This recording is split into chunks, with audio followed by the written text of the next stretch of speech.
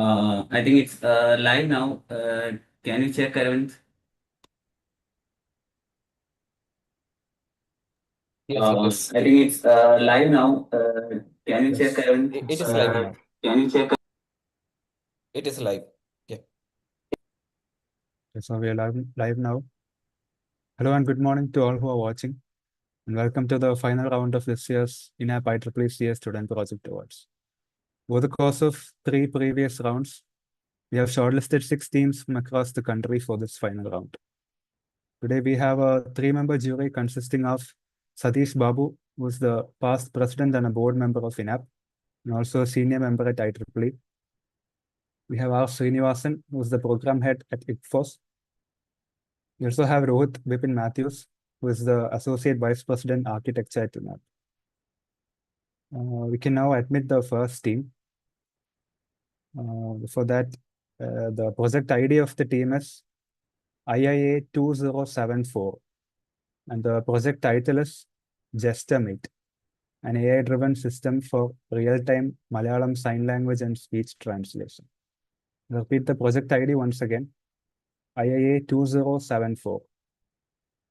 Shall I admit the team? Yep. All right.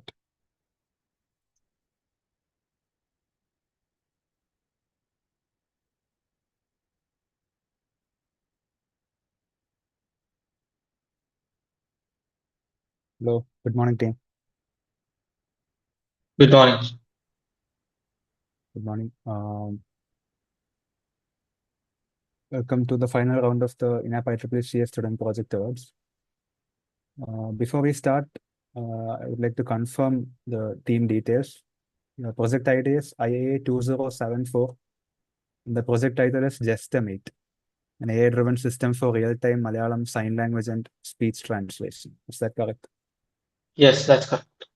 Okay, so before we proceed, I want to go over some of the guidelines. The language for presentation is strictly English.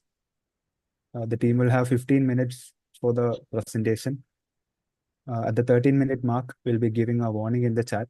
At that time, please try and start concluding the presentation. The presentation will be followed by a 10-minute Q&A session with the evaluators. So all the team members are requested to keep their cameras switched on during the presentation. If everything is okay, we can start. Okay. I'll start by sharing my screen. Sure.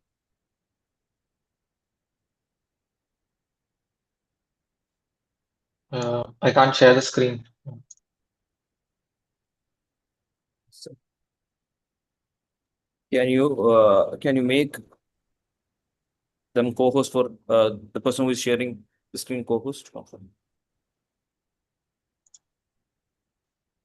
Mithun, if you're there, Yeah, sure. yeah.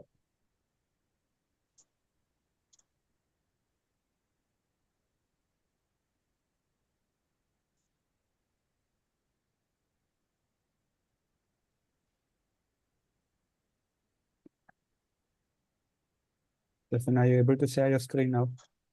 Yes, I'll share. Okay. Over to you.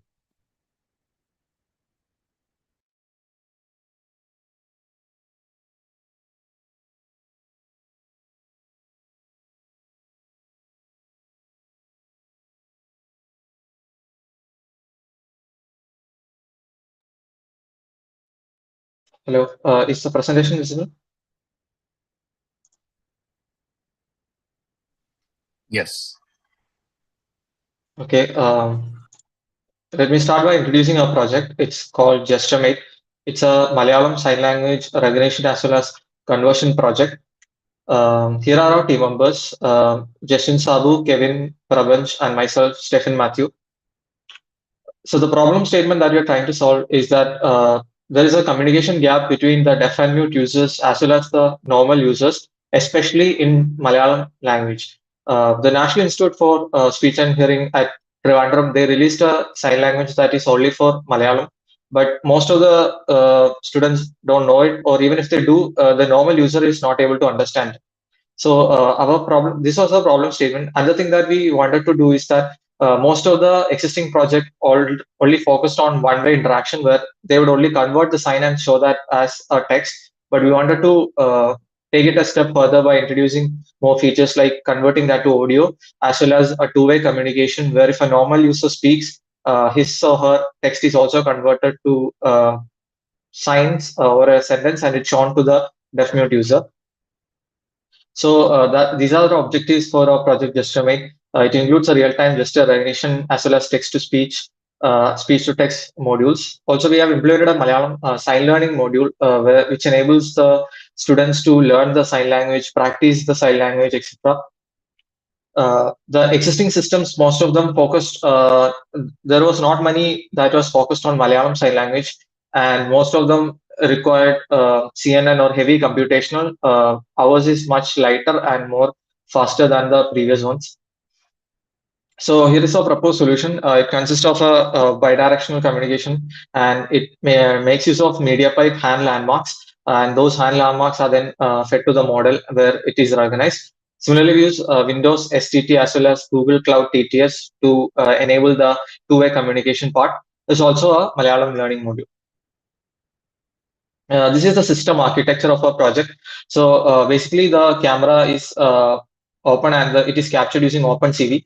And from that, the hand landmarks are detected, and then that landmarks, the media pipe landmarks, are then fed to a model that we trained using random forest. As a result, we'll get the output as the text, and that text is then fed into the cloud TTS. There we'll get that as audio file, so that the normal user can understand the sign language in the audio format itself. Whereas in the audio to text, it just makes use of the Windows STT to convert that to the text output. Here are the technology stack that we have used. Front end is done using Next.js and Tailwind. Backend is done using Flask, and the model is trained with the help of media pipe landmarks, and we use the random forest algorithm. For authentication, we have used Clerk, and for database, we have gone with MongoDB. So this is how it's implemented. The webcam captures the user's hand gestures. It is then extracted using landmark extraction by the media pipe. Then it is converted to it is sent to the model for the prediction to happen, and then finally it's converted to speech. As for our result, we are able to get around 80% accuracy for the model, and we are recognizing the model pretty fastly. We recognize most of the signs pretty fastly, and we can get the output with pretty much low latency. So the main reason is for this is because there is no real-time project that did the Malayalam sign language conversion, and we had to create the database on our own. There was no existing database. There was only one project that was specifically done for the Malayalam sign language. They used images and they used a CNN model. So it was pretty heavy, and they were only able to get around 20% accuracy. That's why we decided to go with random forest model as well as the media pipe landmarks, because when we are using the media pipe landmarks, there is a lot of background is ignored, and only the important details, that is the 21 hand points, only those points are detected, and only those points are used. So a lot of noise is ignored, and we do not have to worry about those noises. And we have around 71 signs that we have used in this application, and we captured that using we are a team of 4 members. So each of that member has taken around 50 photos, and based on that 50 photos, all 4 of us contributed around 200 images for a single sign. So that much is used to train the model, and we have taken this at varied lightings and varied conditions. We are also taken it at several distances from the camera and so on. As I already said, we have used in multiple angles and multiple ways to get the images at the best possible way. We have also normalized the images that we have captured because in order to make the project recognize the hands at different distances from the camera. So the wrist is taken as the normal point, and based on that point, every other point is normalized, so that even if the hand is at a close distance or a faraway distance, the project will be able to recognize that Malayalam sign language. We have also introduced a dynamic sign language module. The reason for this is let me just show you the signs. These are the Malayalam alphabets that's in the Indian Sign Language, and this is released by National Institute for Speech and Hearing. So some of the signs are dynamic, that is, they require a movement. So for that, we have also created a dynamic module which takes the video, converts that into frames, and then that frame is detected.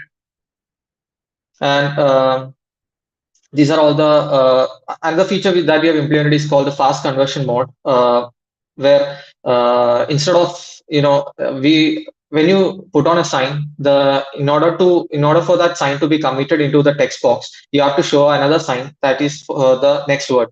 But we have also implemented the fast conversation mode, where if you have turned on the fast conversation mode, and if the confidence is above 55%, if you get a consecutive 3 stable readings, it will automatically be committed to the text box, and you can move on to the next character. It's implemented to avoid the excessive delay in there. Since the time is going, let me just show you the implementation, how we have done this. So this is the page where the sign is recognized. As you can see, all of these signs are recognized in real time, and then they are added to the text box. For each character, there is a sign, and so this is the next word sign. So it would move to the next word, and you can continue the sentence.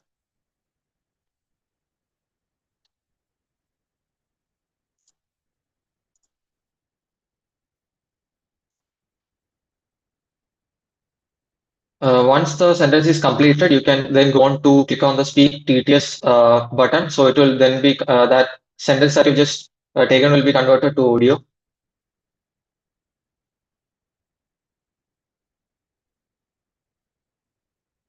And similarly, there's this voice to text module that we have implemented. So if a normal user says something, it will be converted to text so that the deaf mute user can understand that text, what they have said. So the main reason that we have implemented this is because most of the cases, these deaf mute users have to use a mediator when they are going to talk to a normal user.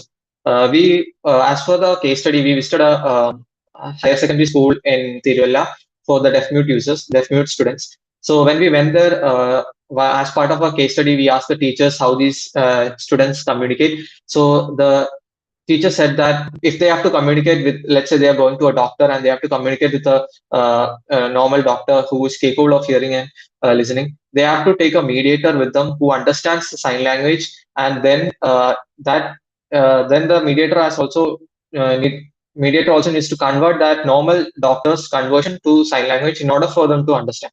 So that's a very complex process, and our idea behind the project was to get rid of this mediator and implement a project where there is no need for a mediator, and the user can easily make use of the application and then do the conversion. And we have also implemented 2 other modules. The one is called this gaming module. And in the gaming module, there is progressive levels, around 15 levels, and each of the levels get tougher as it goes. So this is the basic page of the sign language game. So if you choose a level, it will, as you can see, the higher levels are more complex, and the first level is much simpler. It's just a single word. So if you don't know what the sign for that character is, you can simply click on that character at the top, and it will show you the video for that sign. As you can see, when I click on car, it plays that video. That video is from National Institute for Speech and Hearing itself. So once I learn that sign, you can then just use that sign to complete the level, and XP is learned. So the reason behind a gaming module such as this is because as we went to the case study, the teachers there said that their students there has to follow a normal curriculum as a normal student.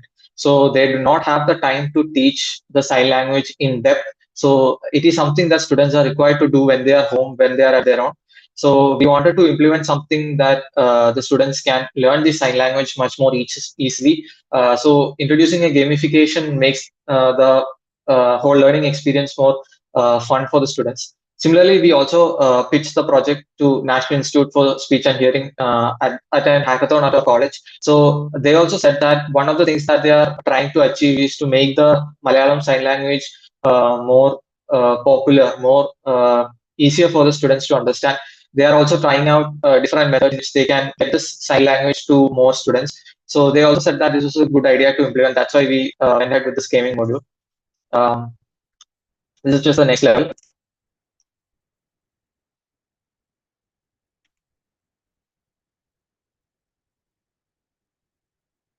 And finally, we also have one more module called the learning module. It just it just has every single character in the Malayalam sign language. And if you have any doubt, you can just take on this page. And when you click on that, any of this character that you want to know, it will show the corresponding sign of that character.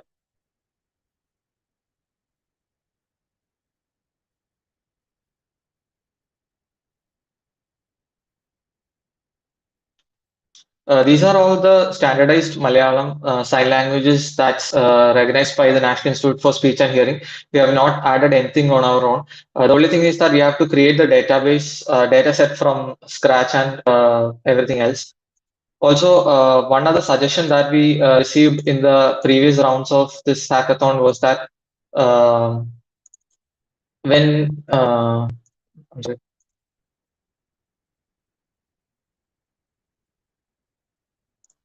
Yeah, the previous round of the in-app rewards, we got the suggestion that let's say if I do a single character, then I have to complete that character, complete that sentence word by word by showing the next character. So that gets a little bit messy if you have to form a big sentence. So one of the suggestion that the panel in the last round of the in-app review gave us is that to implement a suggestion way where when you click on when you show a character, the sentences or the words that is starting with that character or that can be formed with that character, it will be shown. So when you just type the, let's say if I just click on, if I just show the sign for A, suggestions regarding A, suggestions that start with A will be shown here. So these are all the suggestions that's shown here. So instead of showing that entire word, you can just click on one of these and that will be added to the next, that will be added to the text box and you can move to the next word without any delays. As you can see, when I click on that, it's already added to the text box, and then I can move on to the next word. And so it makes the process of entering a full sentence much more easier and faster.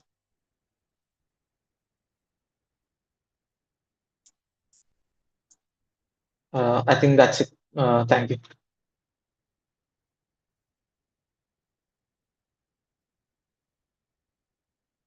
Thank you, team. Now we can have the Q&A session with the evaluators. Thanks. Yeah, so thanks very much for the presentation. So which college are you from? We are from St. Joseph's College of Engineering and Technology, Pala. Okay, so yeah, like I said, it's a quite an interesting and potentially impactful project because of very large number of persons with disabilities. So did Nish have any comments on your project, on your project? Yes, so there is a hackathon that's conducted at our college, and in one of the evaluators was from Nish. So when they saw the project, one of the things that they suggested was to implement this suggestion mechanism. So at that time, we did not have the suggestion mechanism where if you say a character, that next word would not be shown there. So they suggested that we implement this suggestion mechanism, as well as they also said that at that time we will also not have the gaming module because they said that they also suggested that to implement a gaming module, it would make the students much more interested in learning the sign language. Okay. Also, have you checked around if other Indian languages, in this case, of course, it's more the script you are spelling out on based on a script. So Indian languages or scripts have any other shortcuts? Because the first time when the mobile keyboards came out, it was the same way you used to spell out letter by letter. But later on, we had shortcuts on the mobile keyboard. You could spell the whole word together in a flow. So I wonder if there are any shortcuts that any other language community in the country has evolved, because all of them are using the same similar kind of script, which are the fundamental structure is the same. Also, just a question: what happens if you make a mistake midway in a word? Is there any way trying to reset the word? Yes. I'll just share it again. So you can just let us know because you don't have to waste time on this. Okay. In the video, there is two buttons. One is for backspace, and the other one is for reset. So when you're showing a character, and let's say for some reason it's wrong, you can click on the backspace character, and that only that character will be removed. Or else, if let's say the word itself is wrong, you can just click the reset button, and So that when you word say will be removed from the text click, box. so what is actually the flow of this? Are you saying that you have to always have the mobile with you to click and go backward and forth, back and forth and all that?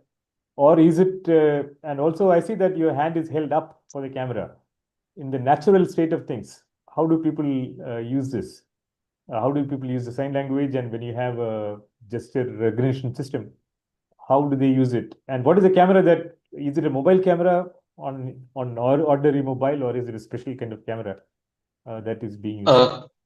Yes, currently we are implementing this as a web-based project. So in the final steps, we plan to implement this as a mobile app because it's much more easier to carry around the mobile everywhere and show the signs in front of the mobile camera rather than a laptop camera.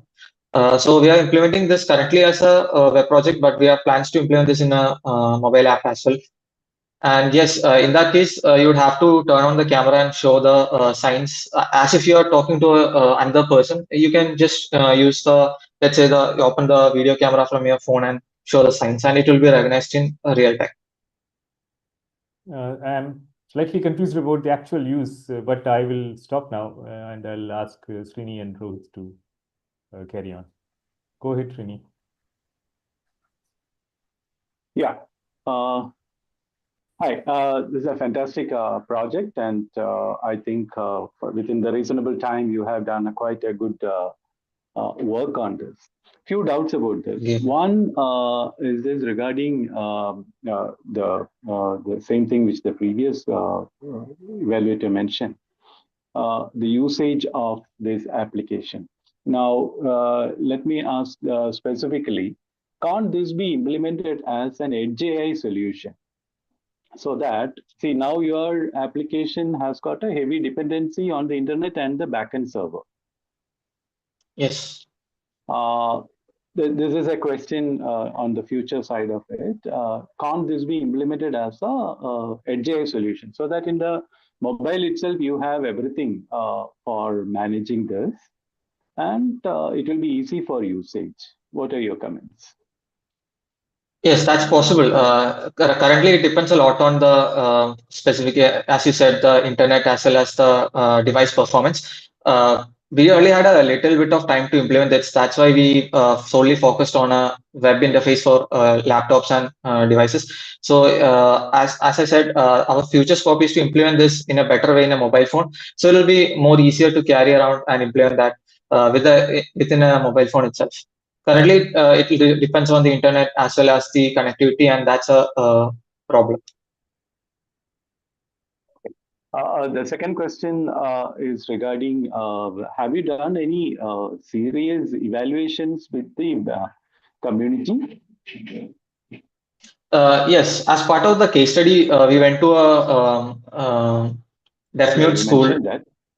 Yeah, so when we went there, that's when we realized the struggles that they faced and how they use the Malayalam sign language. So the thing that happened was that when we went there, they asked who we were. We were not able to communicate with them. We were not able to tell them what they were. And even when they asked us our names, we could not say that. So in the case that deaf mute users, when they tried to communicate their name with us, what they did was they would take the hand and then they would write that Malayalam word in their hand itself. And we were not able to even catch that because they write so fast and it's not really that easy to understand. So at that point, we communicated a lot with the teachers and evaluated with them how we can make this better. And that's where we got most of the feedback from.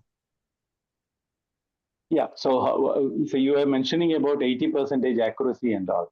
What was the accuracy in actual field tests? We are able to get around 80%. Most of the signs, the problem is that some of the signs, not the developers themselves testing. I'm asking about the actual user testing. We have shown that to the school, the college students itself. We have not yet tested that with Okay. a deaf mute user. All right, fine. Thank you. That's all from my side. Thank you. Thank you, and good luck to all of you. Thank you. A good work on a project on inclusivity. I really liked your learning modules and the gamification of it. Like similar to I think Satish kind of hinted. My one question is, if you need a computer or a mobile, right, as your base device, wouldn't it be easier for the deaf and mute user to type it on a keyboard than show a sign to a video and go through it? Like, what's the actual usability of this on field? For the deaf mute users, they have been using the sign language for a long time. For them, it's much easier to communicate with sign language, and it's much faster. Even in the case when they are trying to type it out, they will not be that interested in doing that, because since they cannot speak, they prefer to use their hands more and show the signs more. So when we visited the students, even then they could have typed it with the phone or something like that, but they prefer to show it as signs, because that's what they do most of the time. It's natural to them. It's what they do most of the time. So in that case, that's what preferred. And when we asked the teachers there, how if let's say a deaf mute user at that school, he or she got ill, and he or she is taken to a doctor, the teacher said that they would bring a mediator along with them, so that even when they show the sign languages, that mediator will then convert it to the normal text and then talk to the doctor. So that's what we are trying to replace. Instead of the mediator, if you just have that installed on your phone, let's say you can just open up the app and show the signs, and it will be converted to audio. So even the doctor does not have to know about the sign language, and it's much easier and much faster for them. Got it. And on your mediator, so you're considering this application as a replacement to the mediator, right? Yes. Wouldn't the mediator be talking back to the deaf mute person in sign language back instead of audio? Is that a part of your plan, or is that considered? Yeah, that's also possible, but then you would have to implement another. I didn't get your question fully. Like your output from say the one way the deaf user shows a sign, it gets converted to a text that gets converted to audio that a normal person hears, right? When a Yes. normal person speaks, does it get converted to sign language that the person with disability can understand? That's how a mediator would do, right? Mediator wouldn't Yes. write it out at that point. So for that entire workflow to complete as a replacement. Yeah, so that's also a thing. But currently, what we have done is we just convert that normal users text speaking to just text, so it will be shown in the application as a single word. The reason for that is because it's much more faster instead of showing an entire video. Because for the Malayalam sign language, each character has a sign. So there's a big delay when you are showing an entire sentence, because you have to show each character in a sign. So we thought that it would be much easier for the conversation to happen, because if the doctor says something, if that can be instantly shown as the text, then the deaf mute user can show the sign and move on to the next conversation. It will be much faster in that way rather than showing the sign language.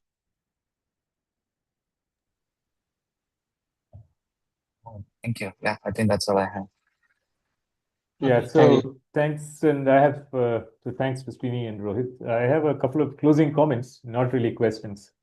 So now what we have done is a kind of the technical aspect of doing a project. However, a project is not concluded basis of on the basis of the technical aspects alone. Srini mentioned testing. In the presentation, you mentioned the issues of you said that, okay, generally speaking, we have good results or something like that. Now, that is of insufficient rigor for a proper project. Testing is a very, very serious aspect, because that's where you validate your application. What you put together, you knock together as a kind of application is not a real application until it is validated by the end user. End user here is the actual community which is meant to use it. unless there is a very formal way of capturing results in terms of numbers, not in terms of words. That is very ad hoc, and it's a very unprofessional way of presenting the results. What I'm trying to say here is that you have done a lot of good work, but at the end, the tail end, you have not closed it properly in a way that the evaluators can, make use of. Because it's your word of, when you say it works pretty well, what does that mean to us? There's nothing objective about it. Okay, so what I would suggest is that you have to, first of all, get your product or project validated by the actual user, not by the developers themselves, not by advisors or teachers in niche or whatever else. It has to be by the end users. No, otherwise, there is no future for this. The future is only if the end user accepts it. So, as far as I'm concerned, this project is only halfway through. Some of the technical aspects are done. Whether it is the actual technical problem that the users face, I don't know. That you will only know when you put it to those people and they start using it. And then they will find that, okay, these are the problems, these are the bottlenecks. These are what makes it slow. And Rohit mentioned the usability of it. Okay, what is the sequence of use? What are the actual devices that are being used? How is the camera going to work in real life situation? The light, the resolution. Is it really going to work? So these are all big questions. Now, at the beginning of the project, you don't want to look into all that because those are deal breakers at the beginning.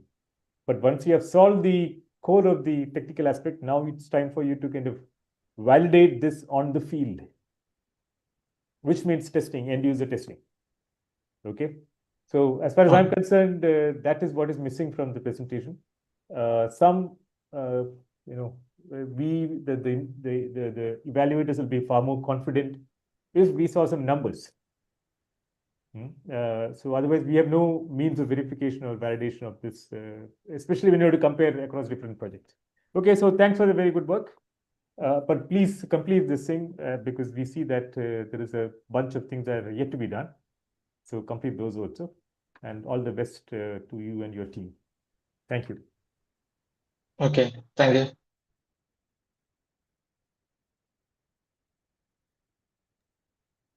Thank you, team.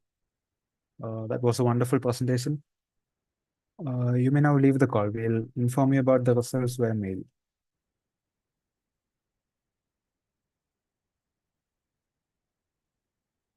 I believe the team has left. There is a breakout room. I'll assign the evaluators to the breakout room. Yeah, I don't see any breakout room prompts. Just a minute. Susman, you can I'll add assign right. Yeah. actually.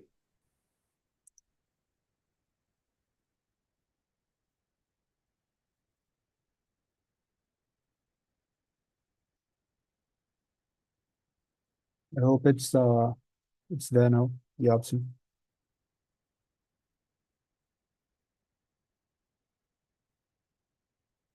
Yes.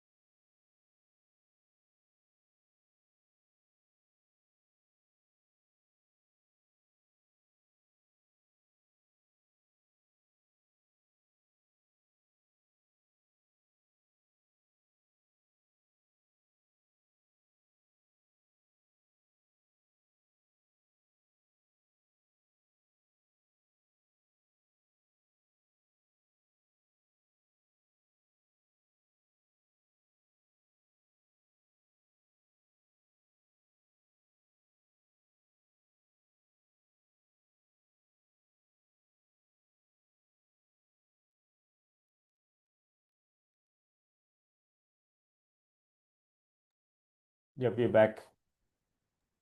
Sure. Well, then we can move on to the next team. Yeah. Okay. So the project ID of the next team is IIA 2198. And the project title is Quantum Secure Homomorphic Encryption. I will repeat the project ID once again. IIA 2198. Okay. Osh, could you admit the participants? Yeah.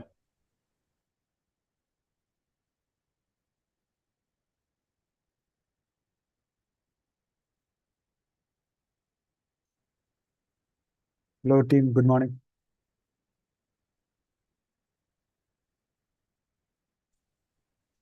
Hi, good morning. Hi. Welcome to the final round of the InApp-IEEE CS Student Project Awards. Before we start, I would like to confirm the details of the project. The project ID is IIA 2198. The project title is Quantum Secure Homomorphic Encryption. Is that correct? Yeah, that's correct. All right. Before the presentation start, I'll quickly go over some of the guidelines. The language for presentation is strictly English.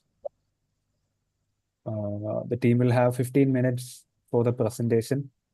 At the 13-minute mark, we'll be issuing a warning in the chat. By that time, please try and start concluding the presentation. After the 15 minutes, there will be a 10-minute Q&A session with the evaluators. Now, the team members are requested to have their camera switched on during the entirety of the presentation.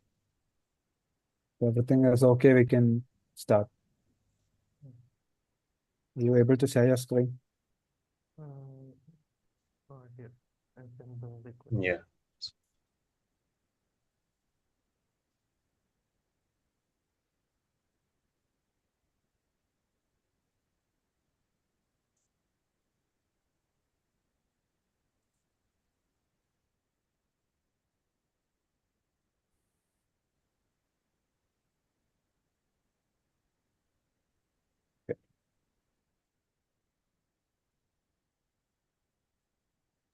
Over to you.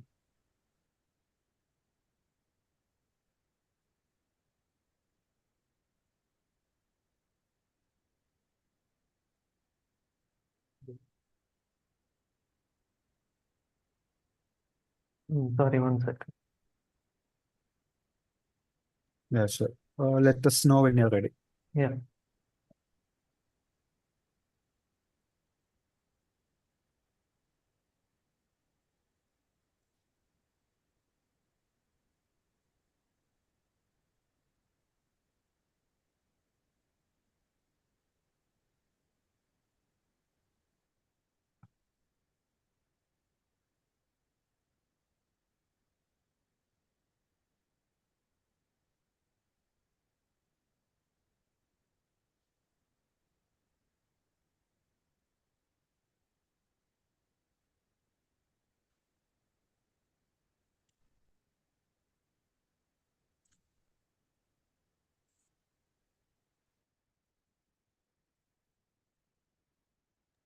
I think he got disconnected. I think few minutes he'll rejoin.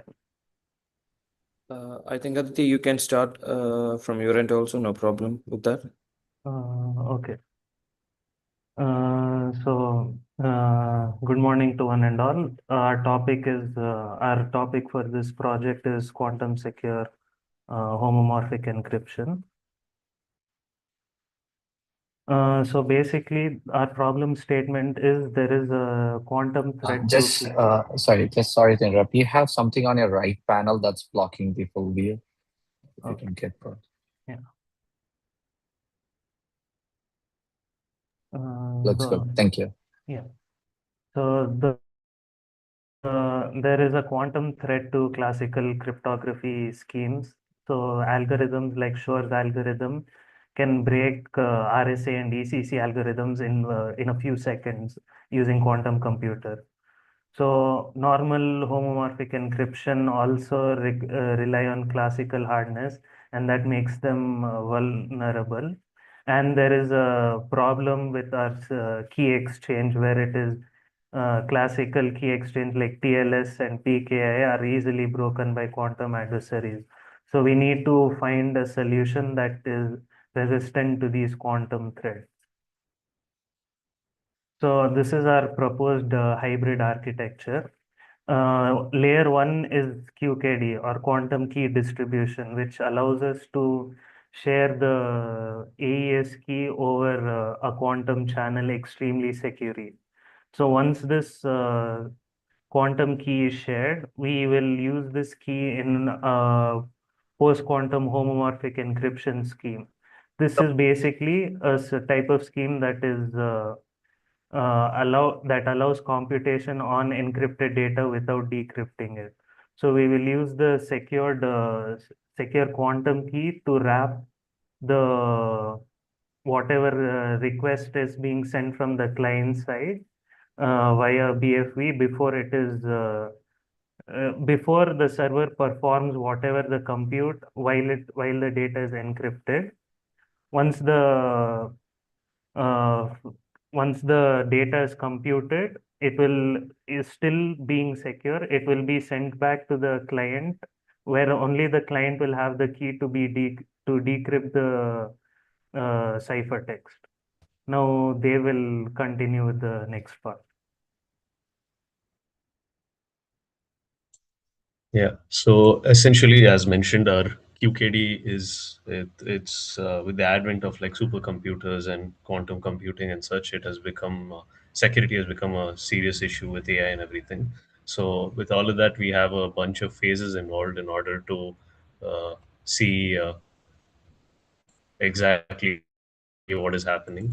So firstly, we have phase zero, where we through like theoretical benchmarks, we simulated the four hardware setups for like the gallium arsenide avalanche photodiode, the SNSPD, and something called CQKD.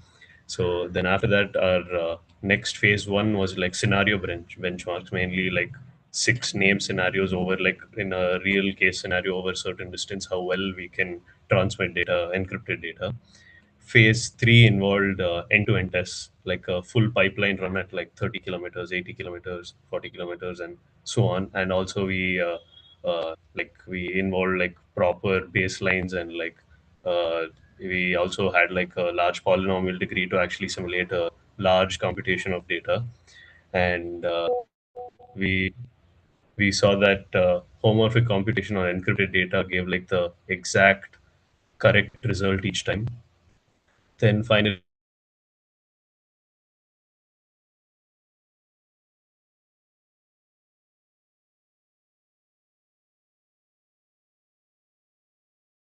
and we also had like our benchmarking to see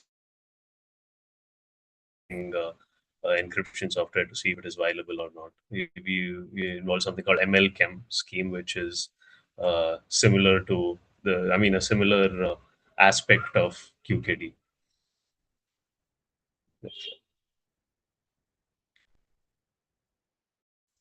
Okay, so I'm sure he's mentioned basically QKD involves what like the BB84 protocol, and having like the where like the BB84 protocol is like your evaluate it helps create another key that is wrapped using the AES key, and it is essentially based on like the polarization of photons. Sorry, I'm having technical issues.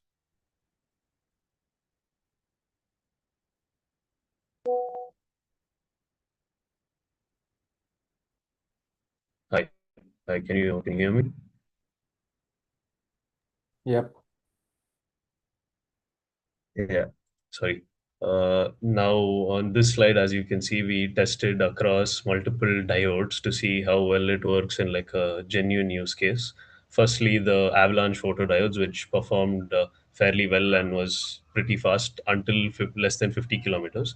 SNSPDs, which are they require to be cryogenically cooled over large distances, worked pretty good even past 150 kilometers. And CV coherent, which essentially we encrypt the data in like the values of the wave itself, like its frequency, its amplitude, and stuff like that.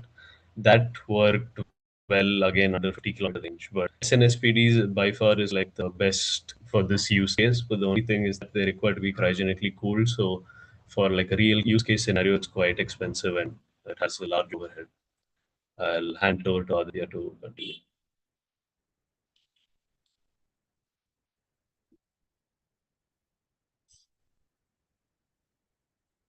Aditya, you're on mute.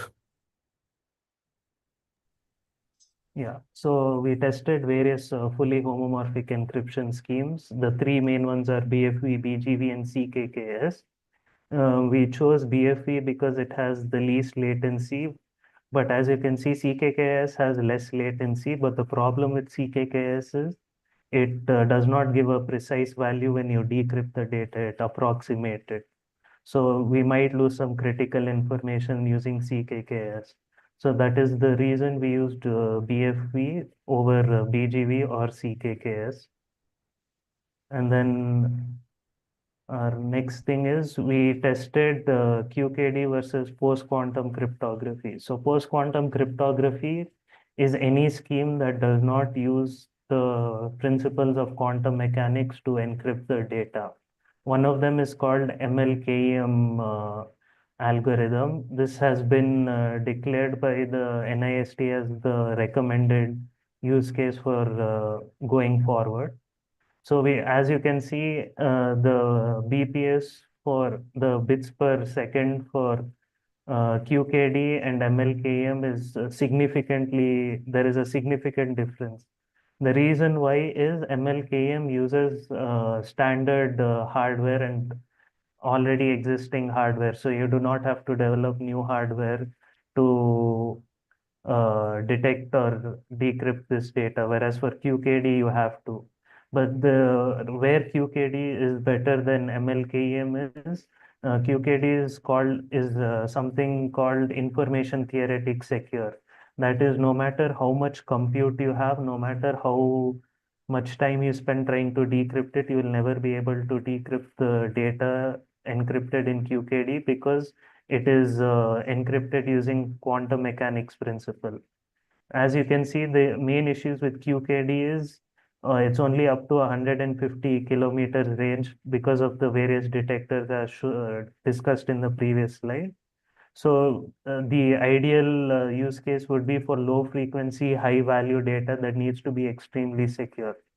MLKM is greater, can be, since it uses normal traditional hardware, the range is basically more than 150 kilometer. This would be recommended to be used for like high frequency and very common internet traffic. And then, so then we did some security validation for these, for the quantum side mainly. So we ran these various 5 attacks. So intercept resend is a type of attack where there is an eavesdropper in the channel who is accessing the qubits or the photons that is being sent via QKD. And once they're intercepted, they're trying to resend. But then this attack or the eavesdropper is able to be detected because there is a sudden spike in the bit error rate threshold. So once the threshold is exceeded, the protocol terminates and notifies the either end of the users that there is an eavesdropper. Photon number splitting is another type of attack where sometimes because the light source is not perfect, it might produce 2 photons with a similar thing. So this can allow an eavesdropper to take away 1 photon without affecting the other photon. So the channel might become compromised. So the way to block that is there is decoy states are created by the photon source, which are like fake duplicate photons. So it is randomized. So because we are able to measure that randomized duplicate photon, we can detect when there is a eavesdropper or not.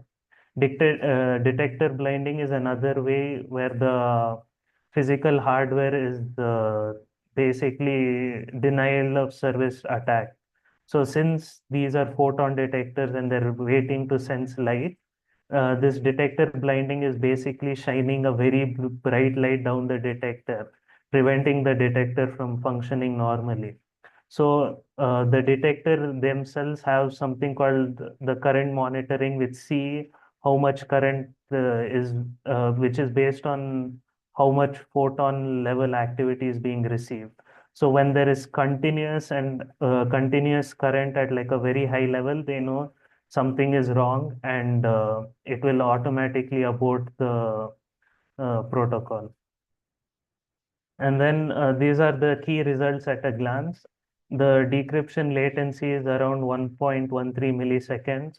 The SNSPD secure range is around 150 kilometers.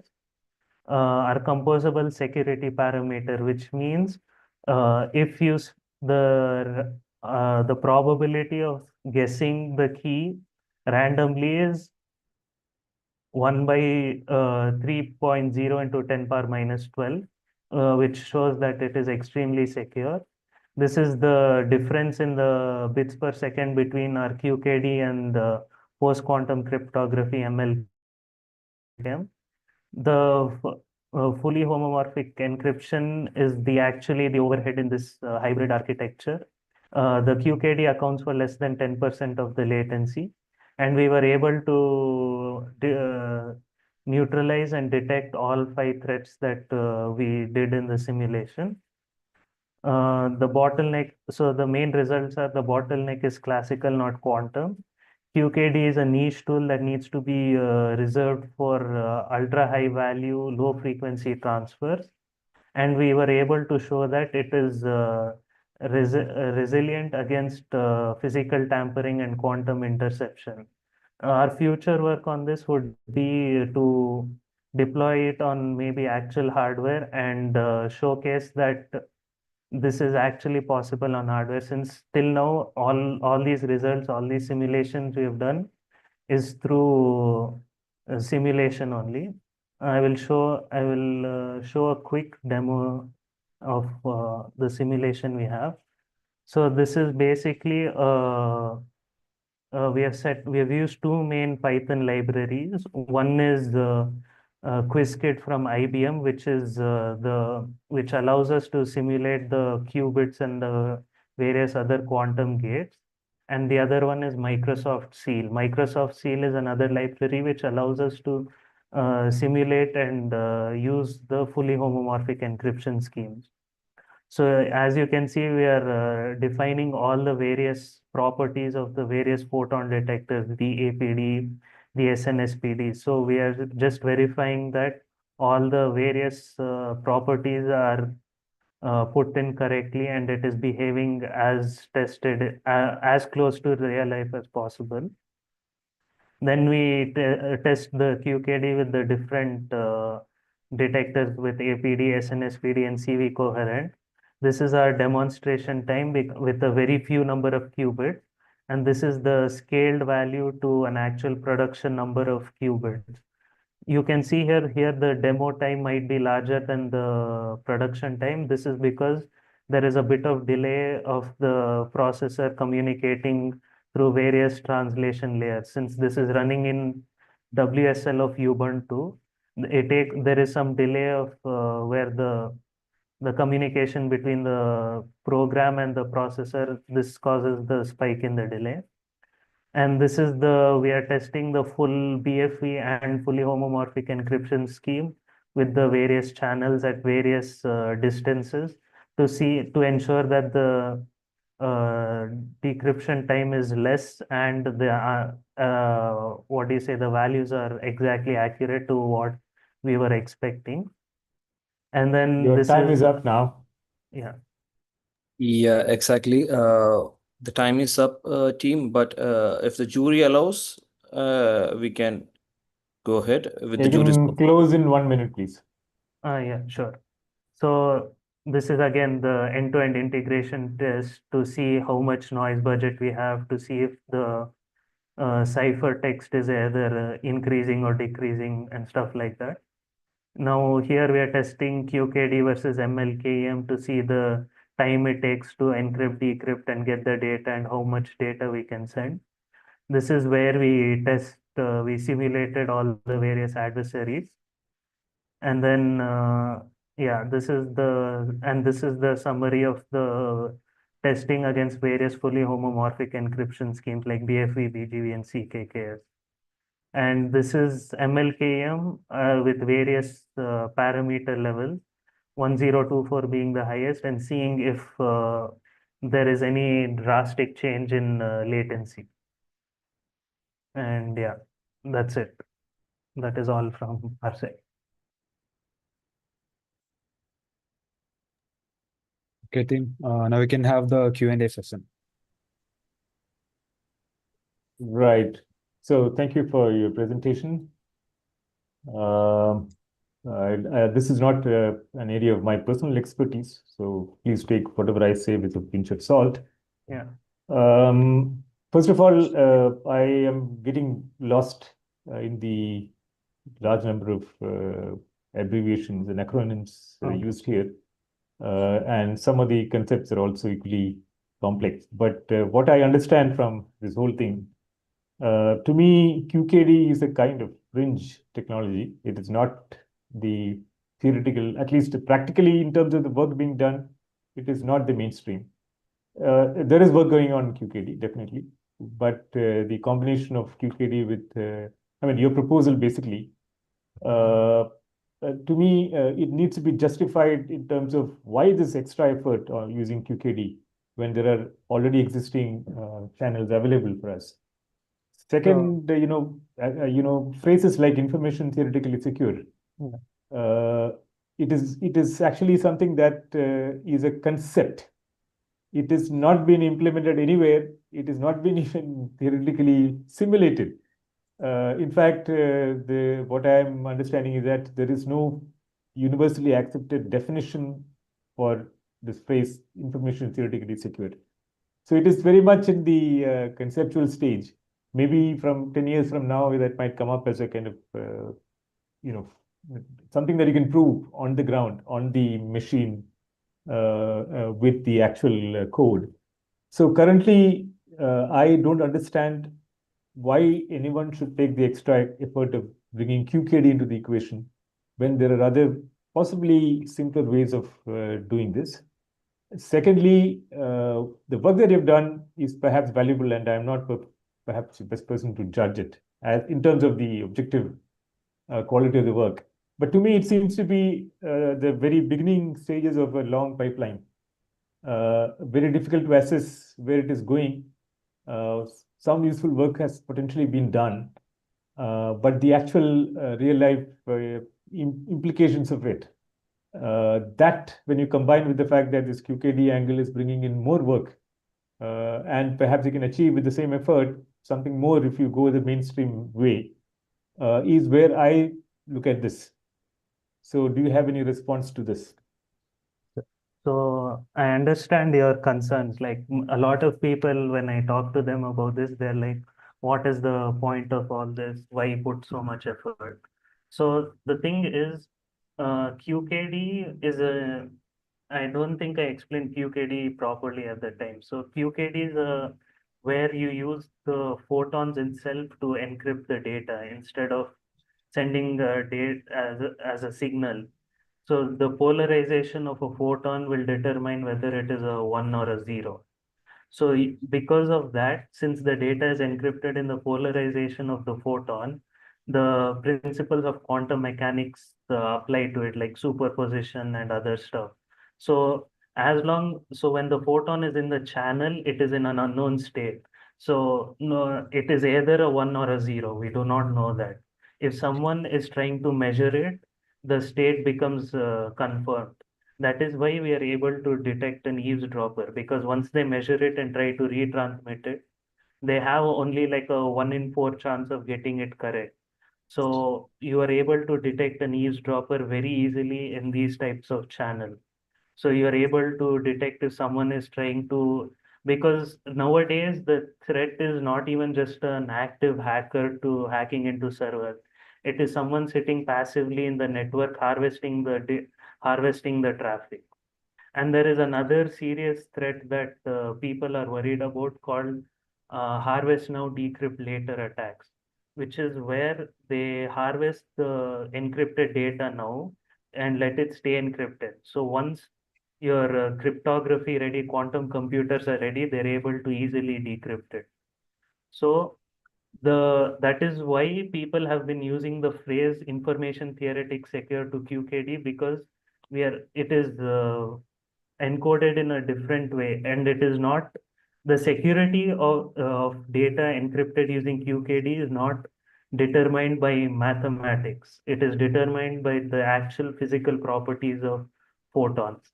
That is why Yeah, your main worry was that that this isn't like like it's not applicable to a real life use case, right? The thing is that we are using this. The trade-off itself is that we are in return for security, where it'll cost more hardware wise. That's the entire point.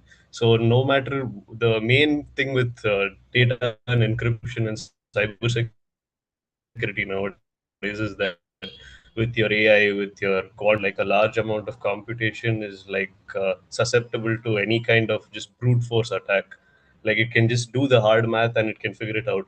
Whereas this, there is no math involved in itself. The main thing here is like your photons polarization, like the orientation of its like oscillating electric field. That is the quantum property that can be measured here.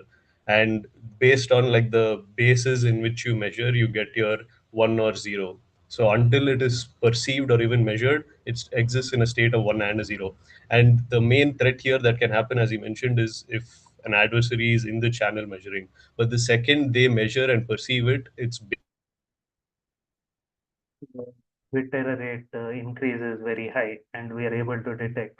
And as you said, the work is being done on the like various equipment for quantum channels, but I'm pretty sure, I think earlier this year, Cisco released like a quantum based network switch. So it is not that there is like completely no hope for it. It just needs a little more time to become ready. And this fully homomorphic encryption scheme is more of like we are thinking of it in more like a client server use case, where the client is and the since the data, since it can compute on encrypted data, so like all your AI models or whatever can stay in the server completely encrypted, and only the client will have the key to decrypt the result. Right. So let us go through the. Srini, do you have questions? Yeah. May I go with the questions? Yeah, please. Yeah, sure. All right. All right. Okay. Thank you for the presentation, and it's very interesting. As Satish mentioned, some of these things are quite new for me as well. But few things. One is you're talking about the physical implementation and the physical devices and things. So can you just give a brief of what are the equipments you're talking about for the physical verification? So we haven't used it in this scenario because the equipment is a bit expensive. But Yeah, but just some the information about yeah. those physical equipments. Yeah, That's it. so as we mentioned APD and SNSPD and all those are basic.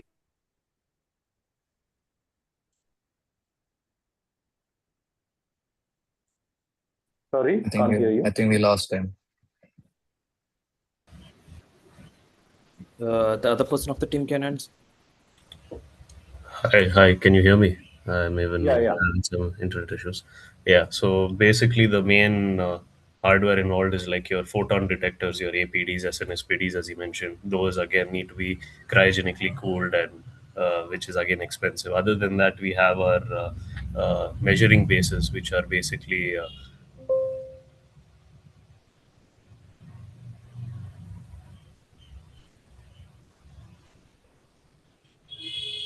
Yeah. hello, What happened?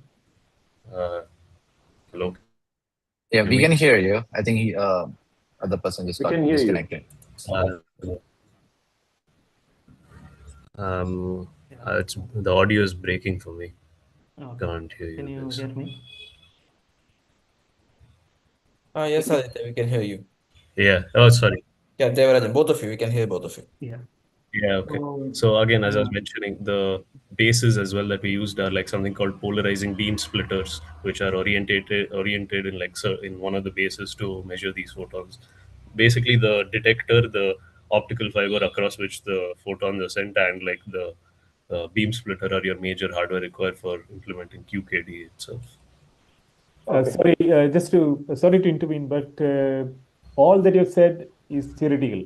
What you have done is simulation, right? Simulation, yes, correct. sir. Okay, just to clarify that. Go ahead, Srini. Yeah.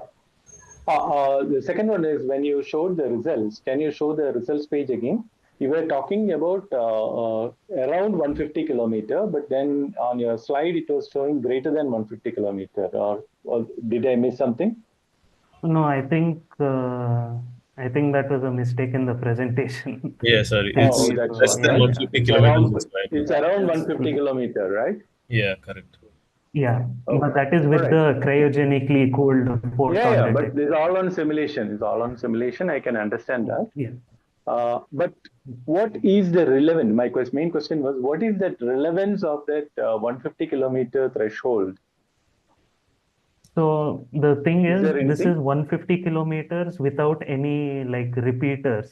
Like usually Oh, you would okay. have Okay. signal All repeaters. right. Right. Right. Okay. That's all from my side. Thank you. Good luck for you to the Thank you. team.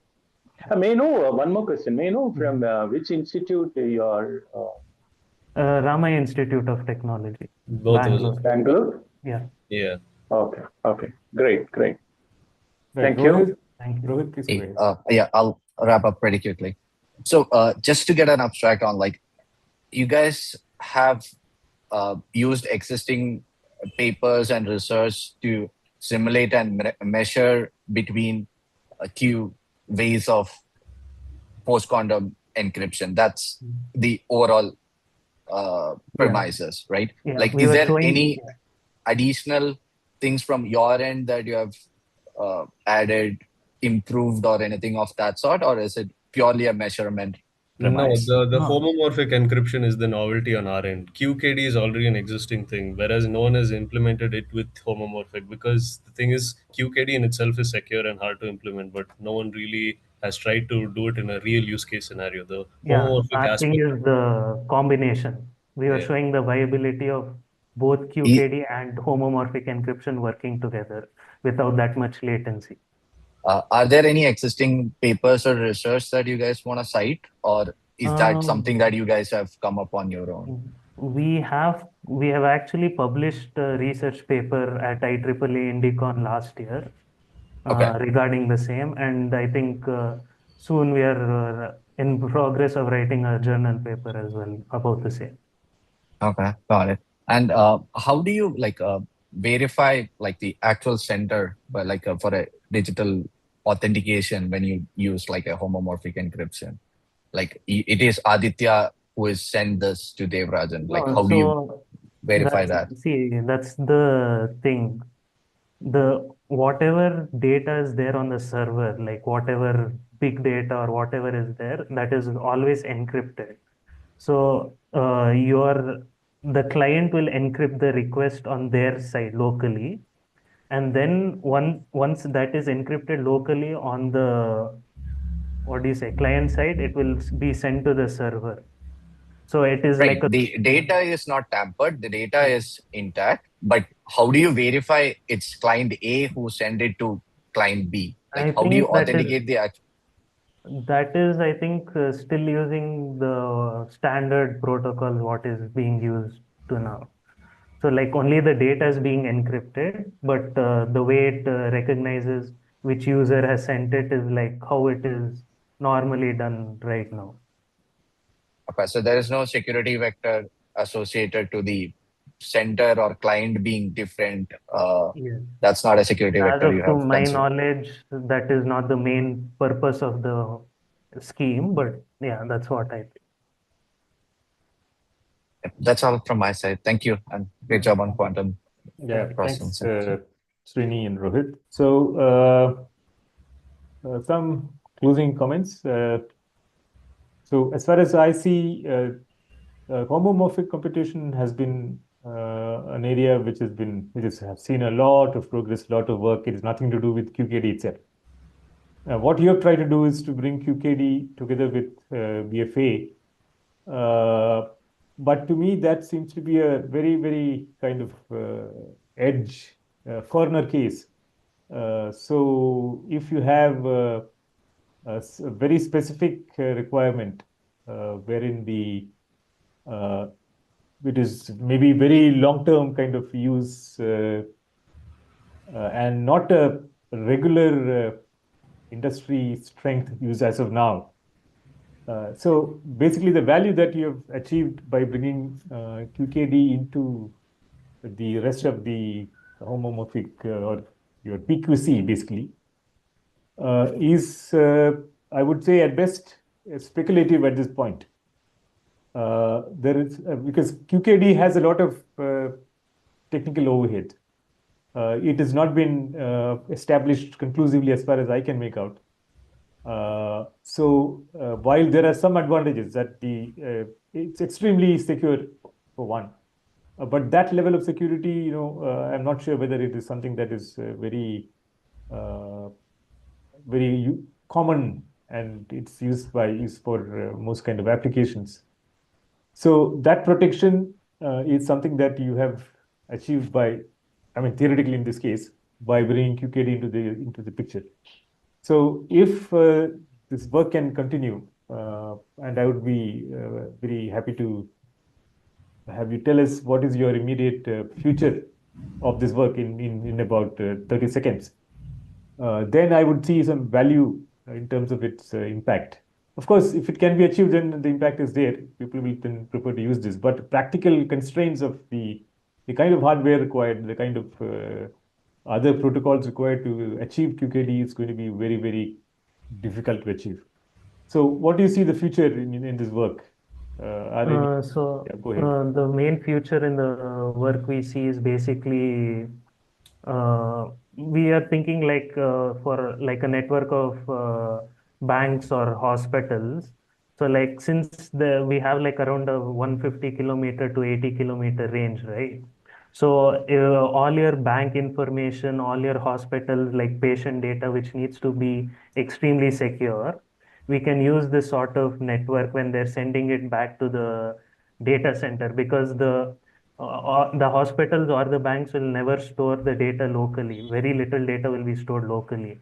So to send all the important data to their data center or data servers, that is our like primarily hopeful use case for this type of encryption scheme. And to be fair, it is extremely dependent on how quickly the quantum hardware is developed by the other companies like Cisco and other networking companies.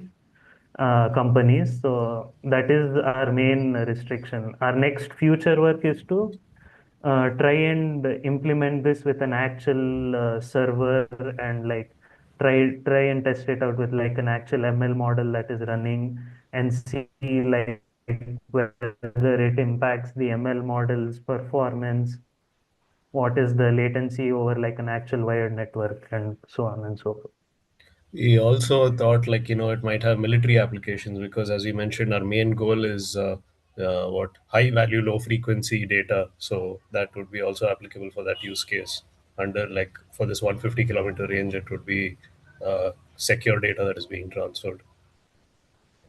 Okay, thank you very much. Thanks for your work and best of luck. Yeah, thank you. Yeah, thank you. Thank you, team. That was a wonderful presentation. You may now leave the meeting. We'll inform you about the results via mail. Thank you. Okay, thank you. I hope the breakout room is available even now. Yeah, the breakout room is available for the jury to join.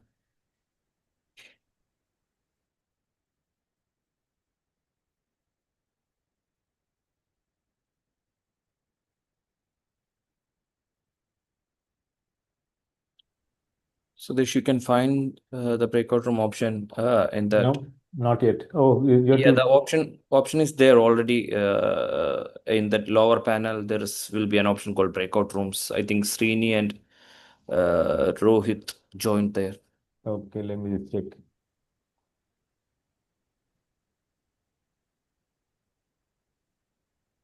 I'm not able to locate. Susmin, can you please try to move? So Yeah, let me just wait. I'm using the Linux client, so I'm not sure whether it is there in this.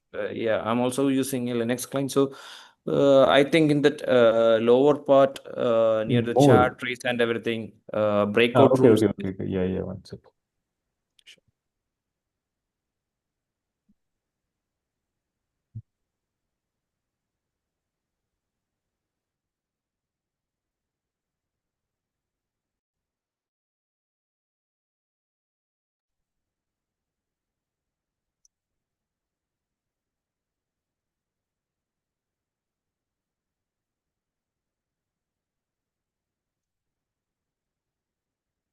I think we can call and inform the other teams that we are Yeah, running. it has already been done by us. Sure. Let them know that there's a 30-minute delay. The next team is here, I think. Yeah. Same.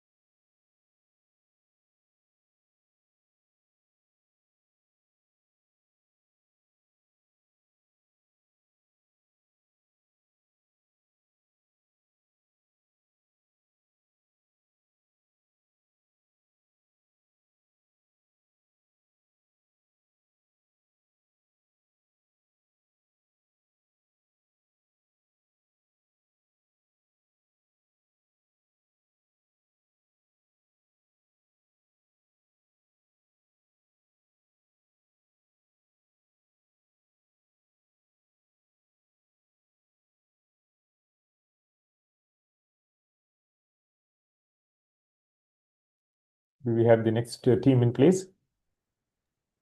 Yes, the next team is ready to join. Okay.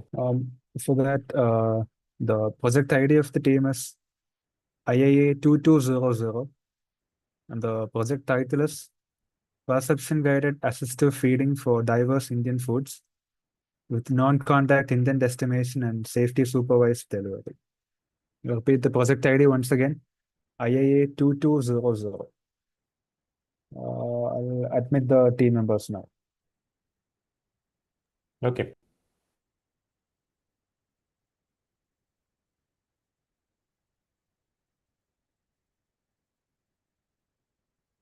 Hello team, good morning.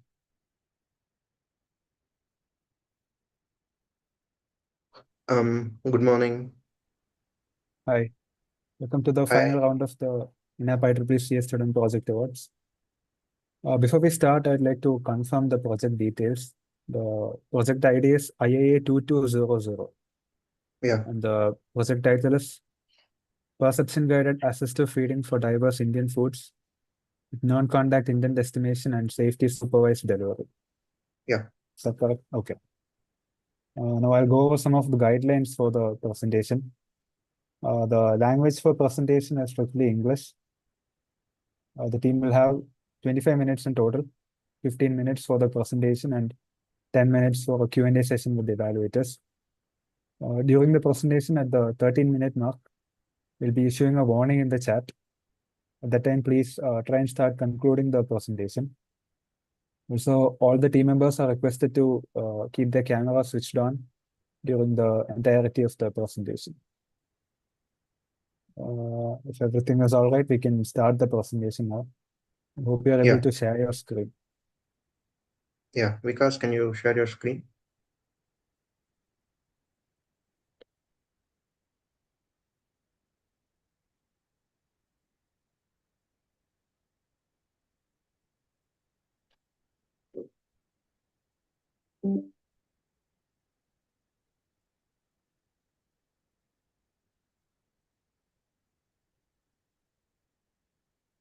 Vikas, is there any issue? Okay, never mind. I'll share the screen. Just give me a second. Yeah. Oh, yeah, he's sharing. I think Vikas is sharing this. Yeah. Okay, over to you.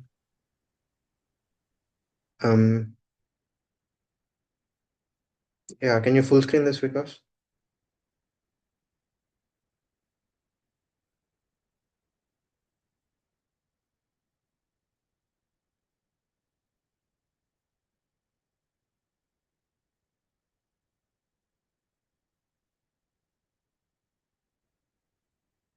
The screen is visible, team. You can please start, no problem. Yeah, sure. Okay then. So hi, a very good morning for everyone. And I'm Aditya Hegde Kota, and this is my teammate Vikas. And our project is perception guided assistive feeding for morphologically diverse Indian foods with non-contact intent estimation and safety supervised delivery. And this project is guided by Dr. Rajesh Karan Megalingam, and we are from Department of Electronics and Communication Engineering from Amrita School of Engineering, Amritapuri. And so our problem statement is India has around 30 million people with upper limb impairments and who can't do tasks on their own. So there is a lot of burden on Vikas, next slide. So there is a lot of burden on caregivers. It's not like that. Vikas, the problem statement slide.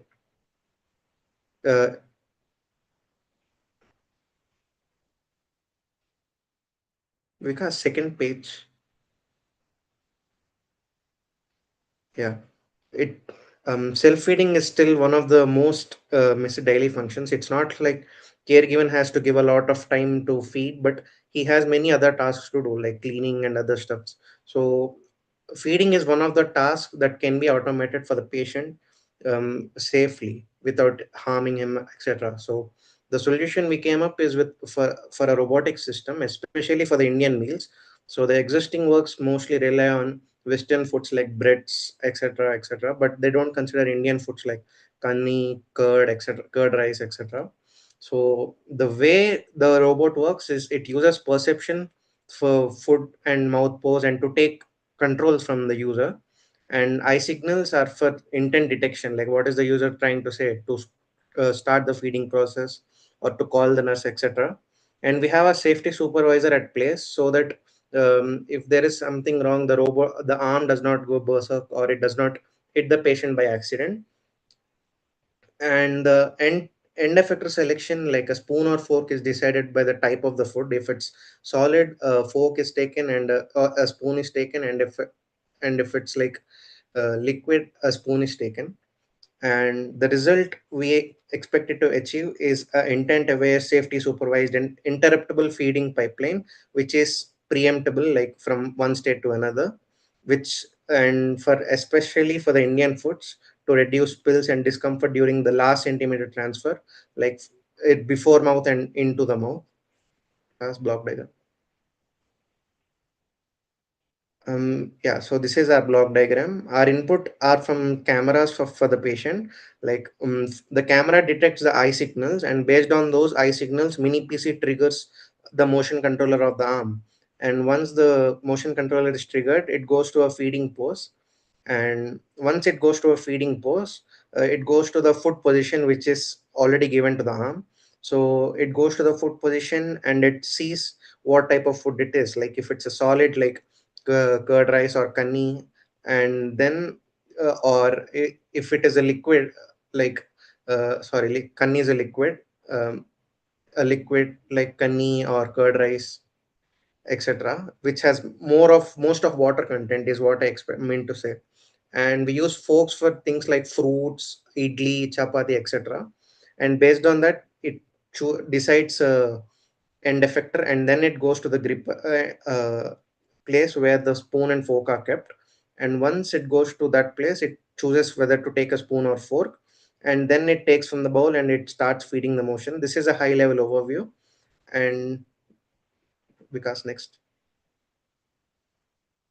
So from end to end, this is what happens. So firstly, the perception, the RGB depth, we have a RGB depth camera mounted on top of Quinoa Gen 2 arm, which estimates the bite pose, like food location and the utensil approach. And then after taking the food, it is responsible to calculate the mouth pose. And food is classified into three Indian morphologies, like granular like rice and dal, semi-solid like sabzi, curry, etc., and discrete like idli, roti peas, fruits. These are essential for selecting what type of end effector we want. And the intent whether to proceed are given using eye signals, and we name these eye signals as MCL tokens, motor control language tokens, because these are responsible to allow the motion controller to do its job, whether to stop or whether to continue feeding. And we have a supervisor which takes a safety decision based on the arm, uh, based on the drift of the arm, etc., and based on the distance. And it even tracks the eye signals, like if let's say in middle of a process user wants to stop the feeding motion, he can just stop the feeding motion, and supervisor is responsible to do this. And it chooses one action, like go, I mean, to continue the motion, or to hold, or to retract, like move away to the feeding position, etc. And we, as I said, we have a feeding finite state machine on a Quinoa Gen 2 arm with RGB depth camera. And any pause or abort immediately preempts to the current state, like it can hold between states and go to front or back whenever we want. Because so yeah, and scene understanding, food segmentation and bite posts, we use RGB depth camera. And for continuous intent, eye signals are monitored parallelly. And the latency budget for this eye signals is very less, so that we do not miss any unknown injuries for the patient. So whenever he wants to stop, he should be able to stop. So we came up with some algorithms for decreasing the latency. Vikas. So yeah, these are the 6 states of feeding finite state machine. So first state is scan food. Scan food if it is granular, semi-solid, or discrete, and then select a tool like a fork or a spoon based on its morphology, and then acquire it like scoop, stab, or pick. And we monitor the spillage even while the spoon is reaching the arm, spoon is reaching the patient's mouth. And we require a tilt aware scooping, so that we came up with a path planning algorithm, making sure that we do not drop anything. And for this setup, we use a camera view, and we reorient the spoon so that it does not spill. And we last centimeter feed using mouth tracking by media pipe. And we verify that the patient has eaten. The patient can either confirm that he has eaten, or we give him a period of 30 seconds to complete his food. Because so this is a system architecture for eye sign detection, and this is largely inspired from YOLO. But the one of the issues with YOLO is it has a large number of parameters, and it takes it takes a decent time, like 60 milliseconds. But our aim was to see if there is anything possible even less than that. So we came up with the architecture where we use top down and bottom up architectures along with some space to depth stem, which uh, make sure that we do not lose any data of I, because I is only 5% of the entire phase. So it is very important that we don't lose we don't lose important data out of the phase. And CSP inverted bottlenecks are inspired from the already existing papers of YOLO. And we have a SPPF at last, which takes multiple sizes and concatenates it, because to have an overall larger picture of the entire phase. And that goes to the top down and bottom up architectures, which help us to grab all the information needed, and we make sure no information is lost at any point of time. And we take output from three phases, P3, P4, and P5, as shown in the figure, from different layers. And we then run a non-max suppression on these outputs so that we get a accurate output. That's next. And we even have a input output optimization. As we know, most of the bottlenecks are because of the input output. And if you carefully see, the ice will almost always be in the 60% of the entire frame. Even in this frame, if you see, it's around 50 to 60%. So once we reach this limit, we can automatically trigger a detection so that we already have the necessary data, and we can just trigger ice and detection. So we implemented a prism mechanism, like partial row inference scheme, like where we probe the kernel directly once we reach 60% of the rows, then just detect the isign. And if we continuously fail to detect these isigns, it will automatically go to 100. And this ensures no danger, because at 60% of the time, 60% of the size we detect, and if it is not detected at 100%, we detect it anyway. So this makes sure the user's command is passed to the machine. And we achieved around 20 milliseconds of latency with this IO optimization and the algorithm which we proposed above. And if it was YOLO V810 with the normal V4L2 bottleneck of the Linux, it would be around 55 milliseconds, resulting in 18 FPS. So this is around 40 FPS faster than the uh, original original way.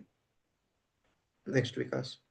And yeah, these are our isign command mapping. So these can be changed by the user, modified as he wants. Like if the user one is comfortable with some of left and right only, he can make it anything he wants. It's up to him. So these are the commands that we gave as a template. So as shown, C1 is like left and right. So once you show left and top, it starts feeding, the robot arm starts feeding. And if you show stop and right, it stop feeding. And and similarly, it's like call nurse, home, settings, and pre-check. Pre-check is for checking the hardware, like if the hardware is compatible with the driver, and is the communication okay between the arm and the system, so that it does not go abrupt because of communication loss. And if it even goes, we have a hardware interrupts in place so that it stops then and there. Because and yeah, this is the result of our isign detection. As we can see, we have around 97.9% of MAP 0.5, but YOLO of course dominates because it has more number of parameters, around 3 million. But this is around only 100k parameters, which is 37 times better. And faster RCNN has around 25 million parameters, and it has 95.6% MAP. And similar goes to the SSD with ResNet 50 backbone. It has 26.3 million parameters, and it takes around 120 milliseconds, which will of course lose information. Because and to detect what type of food it is, we use food segmentation, because if it's a solid, we'll have multiple segments in the image. But if it's a liquid like kanni, let's say a entire bowl, so it will be only a single detection. And based on that, we can obtain the centroid, and we can just fork or stab using the segments. And this is a very useful approach, and it's a kind of novel, because everyone in other works, they do Western foods firstly, and they use object detection methods. Um, and YOLO V11 dominates in this than YOLO V8. Vikas, over to you.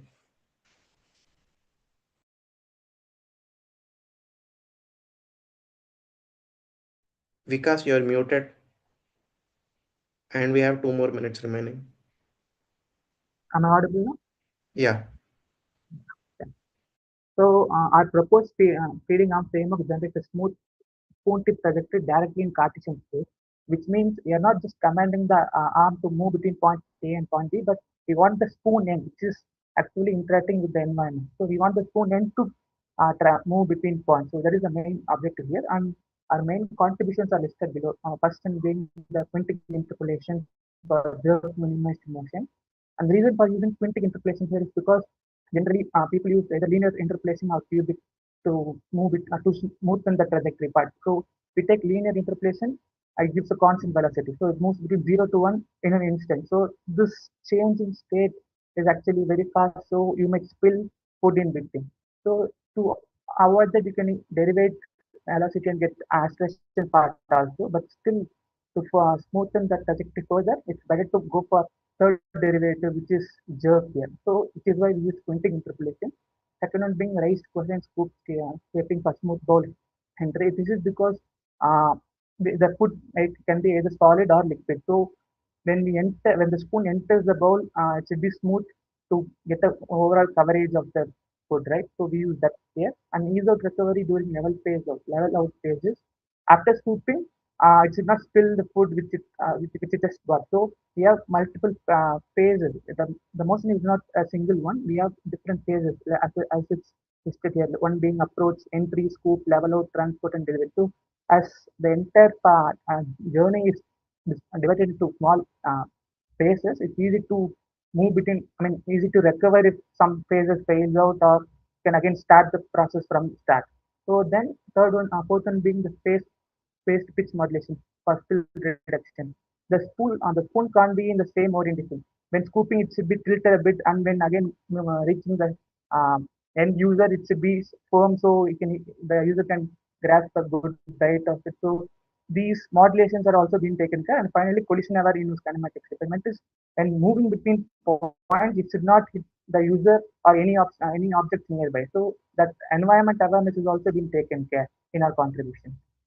So that's our trajectory planning framework which we implemented. And to again test our framework, we use some benchmarking and motion evaluation which are listed here. Like we considered the tracking error, RMS tracking error, orientations error, and we compared our proposed method with 6 different algorithms which are already out there, I having the think same. the time is up for presentation. Okay, can I just complete the 2 more steps? Can we show the demonstration? You should have done it in the presentation itself. You should have allocated sufficient time for everything. Now you can do this, the entire thing left in 2 minutes. Yeah, we'll proceed with the demonstration. That will be a better result to be shown. Okay, sure. So this is the output. This is the raw output first. We start. This is a raw output which is done in lab while testing, and we have official as well. Yeah.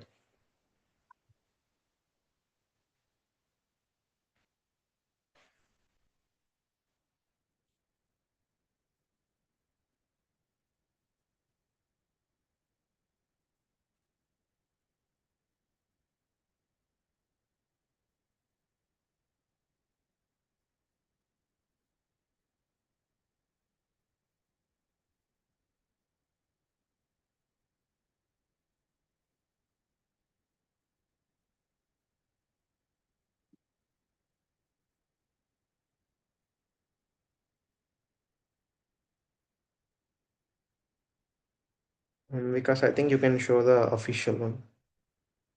Okay.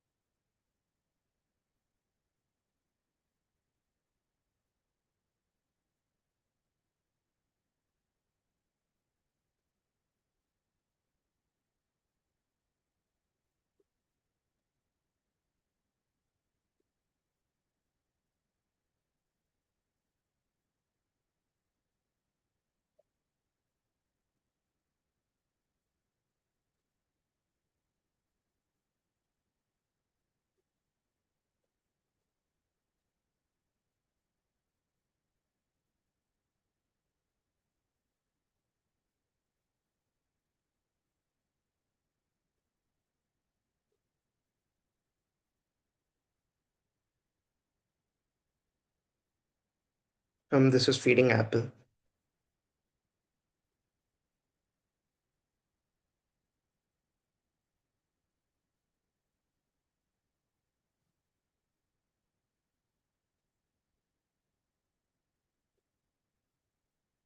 Yeah.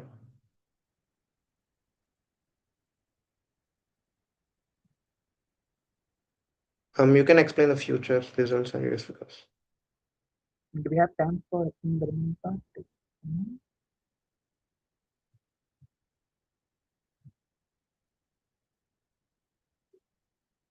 No, future works directly. Okay.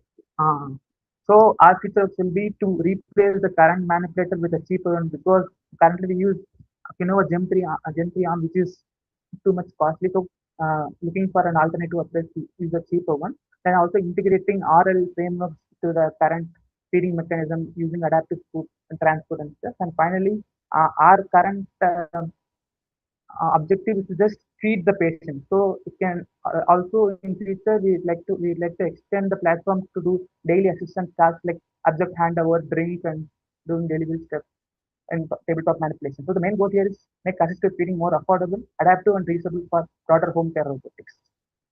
And some of the reference to do the project. Thank you.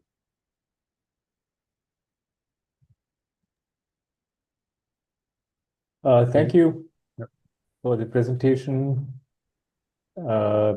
So first of all, congratulations for some very interesting work.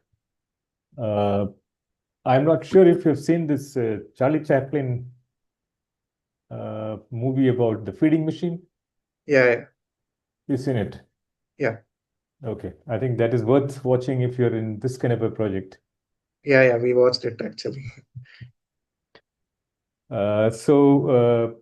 Now this is something that is extremely something that looks very simple, but it's extremely complex.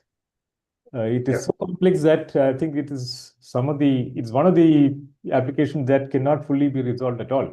It is intractable as far as I'm concerned, but of course there is very smart engineers like you guys around. They may be able to kind of solve this. I mean, the challenge has to do with many things. Now you have a synchronized algorithm wherein you have a step-by-step approach. You first, classify the food, you capture the mouth, and then you do. Incidentally, you mentioned jerk. That is the derivative. Do you know what the fourth, fifth, and sixth derivatives are called of motion? First derivative is velocity. Second is acceleration. Third is jerk. 4, 5, 6. Yeah. You have any idea what they are called? Okay, no problems. That is just to kind of. Okay, so now the point here is that why did you choose this application at all? Is it you have this algorithm which is synchronous, sequential, step by step, but you also have a bunch of other asynchronous activities that are happening that could happen in the real life situation, like you're in a hospital room or an old age home or wherever, and you're trying to feed a inmate. There are a number of things there are many challenges if we go step by step also. But there are also a number of asynchronous events that might happen. There could be somebody maybe shouting, stop, or somebody, there may be a fire alarm ringing. There may be an earthquake. There may be a power failure. These are all asynchronous events, things that you can't predict, you can't plan for. They happen at their will. Okay. Yeah. So apart from the challenges of the synchronous algorithm, you also have a number of challenges arising out of asynchronous happenings. Because the reason why I mentioned that it is because safety is paramount here in this case. And everything has to be driven by a safety model that overrides everything else. So given this kind of a challenge, why did you choose this project in the first place? Why did we choose this project in a sense? We wanted to make something useful, and since I personally face this issue in my family, and I thought this would be a good idea. And to test, we have anyway Amrita hospitals at place in our college, so that would be one of the areas we can test actively. Do you seriously believe that this is something that you can do in a student project, or even suppose you have a startup Suppose you are so motivated that you do this. Is it something that is viable in a startup to work on? Yes, it is possible, but yes, we need to be extremely careful with when deploying it with the real patients and when we leave them alone with the robot. But yes, it is possible. So The R&D basically, part, continue. yeah, go ahead. The R&D part should be well versed in this field actually, because the human life is on the other end. We can't just test all our approaches with an arm and a human life person in the other end. So considering as a startup only when after the research is done completely taking all other consideration, I think it will be a good product. But I personally believe still not a well efficient way to directly deploy with real Yeah. humans in the end. Okay. Yeah, thanks for the work. I will leave the floor to Srini and Rohit. Srini, go ahead, please. Yeah. Hi. Congratulations, team, for taking up such an project. We understand the social implications of these and how a country like India, where more caregivers are a requirement as we move on. But few things before I conclude on this. Usually, for products we range it from TRL 1 to TRL 7. Where do you position your project as of now? Are you aware about TRL 1, 2, 3 like that? I assume it's research level or ready to market. Ready to market? No, I'm not saying it's ready to market. I'm saying, does TRL mean ready to market? If it means it is No, very no. initial stage, Technical readiness level. That's what like. then it should be 1. Oh, really? Okay. Okay. So then, see, in the lab experiments which you did, what were the problems, principal problems which you identified in this model? One of the issues I can say is the arm. Like sometimes you cannot control what's happening with the arm, and then and there we have to implement a hardware interrupt. Like we have to stop it we have to forcefully communicate it to stop the process, and sometimes it might go like jerking. So even then we have to retract it to the original position. So for that we have cron jobs to do to get alive at every 2-3 seconds to see if the communication is proper. That was one of the issues. And because if you have any. I think the integration part was also a bit tough at start. Everything works fine in the simulation, but again, in putting it in the real hardware and testing it, it doesn't work as same, right? So considering the real hardware constraints also, it took a while to integrate. So that was one technical mistake. Yeah. Okay. Were you using something like ROS or something like that? Yeah. Robotic. You were using ROS. Which version? 1 or 2? 2. Okay. See, instead of entire thing being developed from scratch, could you don't you think that it would have been easy, like if you try to take up something similar to the industrial robots?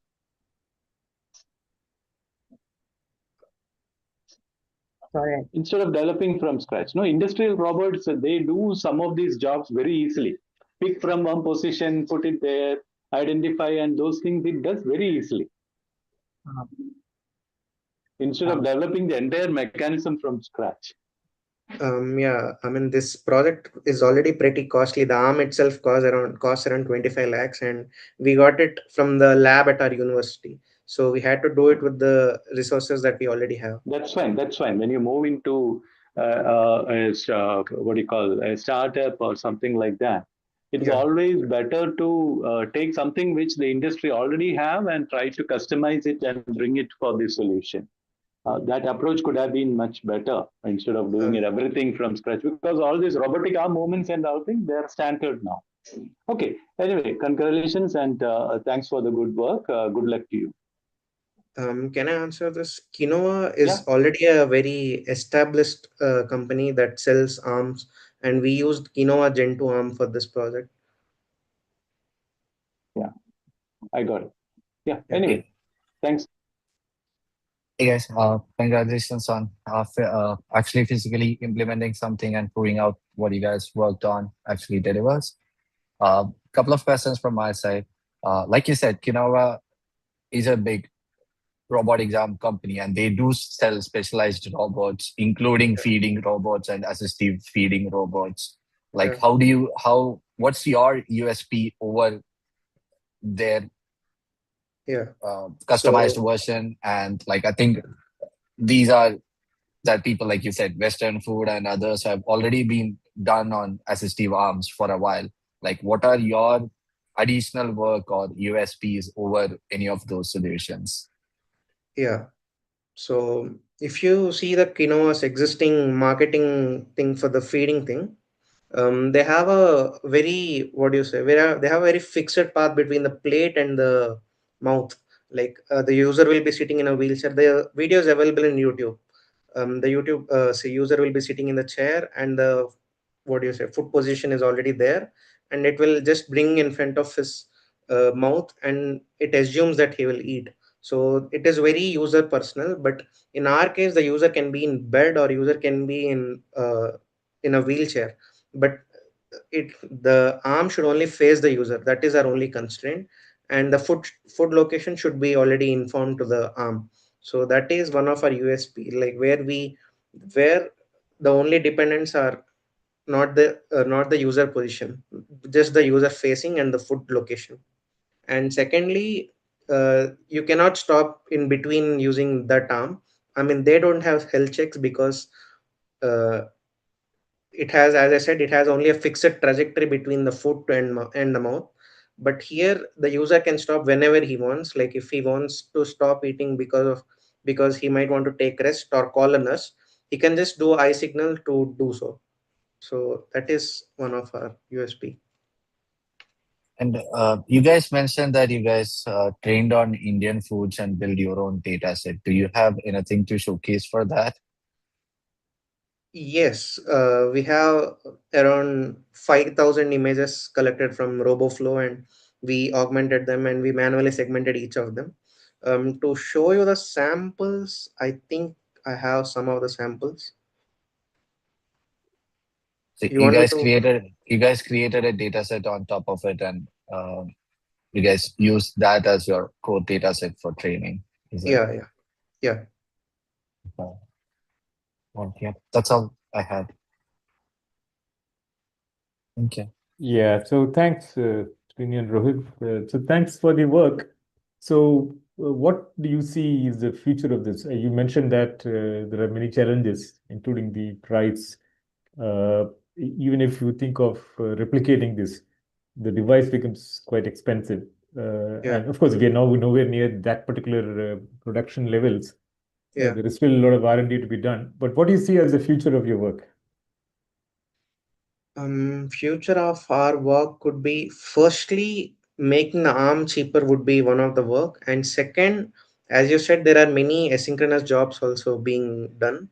So I think we need a very proper and like a very, what do you say, very accurate arm that can move between points and it can feed.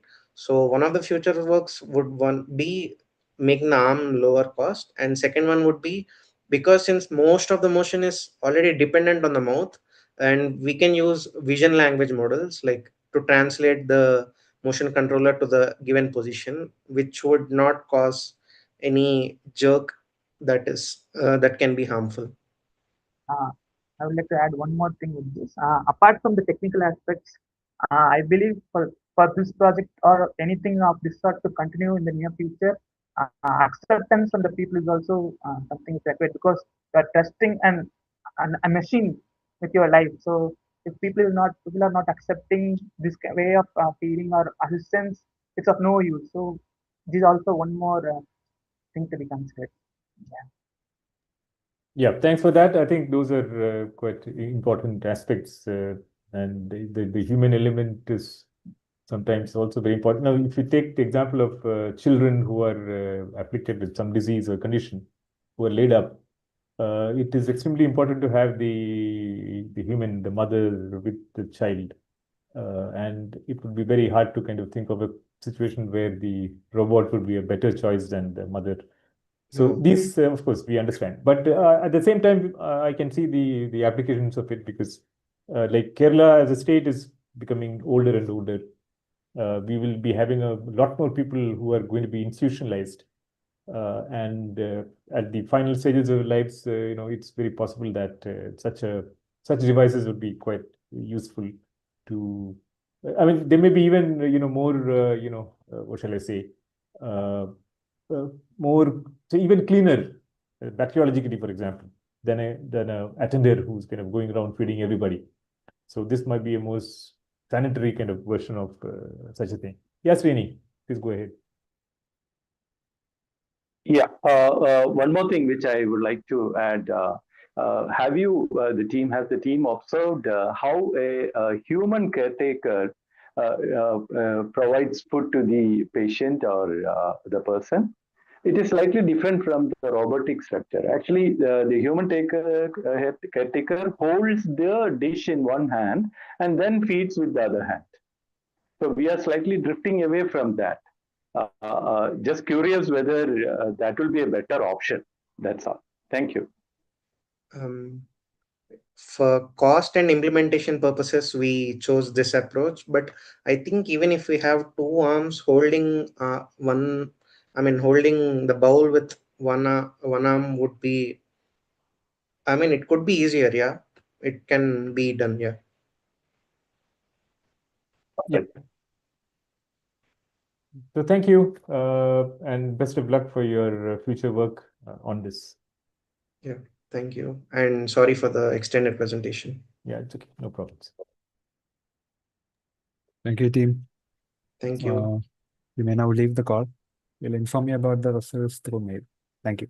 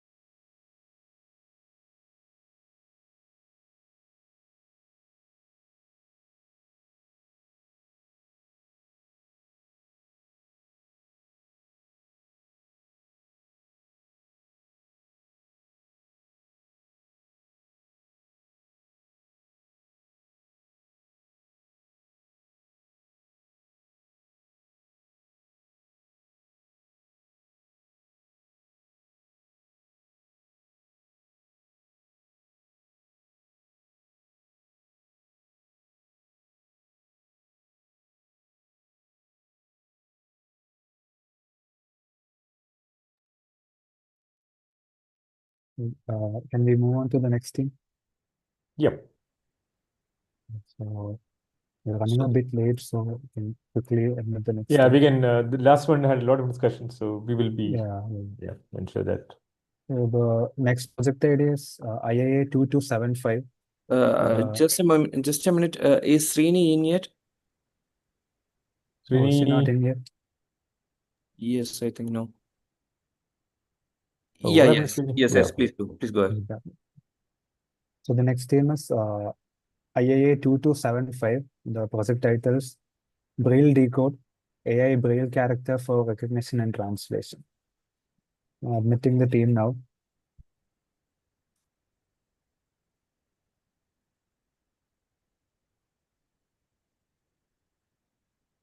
Hello, good morning, Rasha. Good morning. Just a minute. Apologies for the delay. Before we start, I would like to confirm the details of the project. The project sure. ID is IIA 2275, and the project title is Braille Decode, AI Braille Character Recognition and Translation. Is that correct? Yes. Okay, so I'll quickly go over some of the guidelines. The language for presentation is strictly English. The team will have 25 minutes for presentation. 15 minutes will be for the presentation, and 10 minutes will be for a Q&A session with the evaluators. During the presentation, a warning will be given in the chat at the 13-minute mark. That time, please try and start concluding the project. Yes. That is all. If you're ready, we can start. Yeah. Over to you.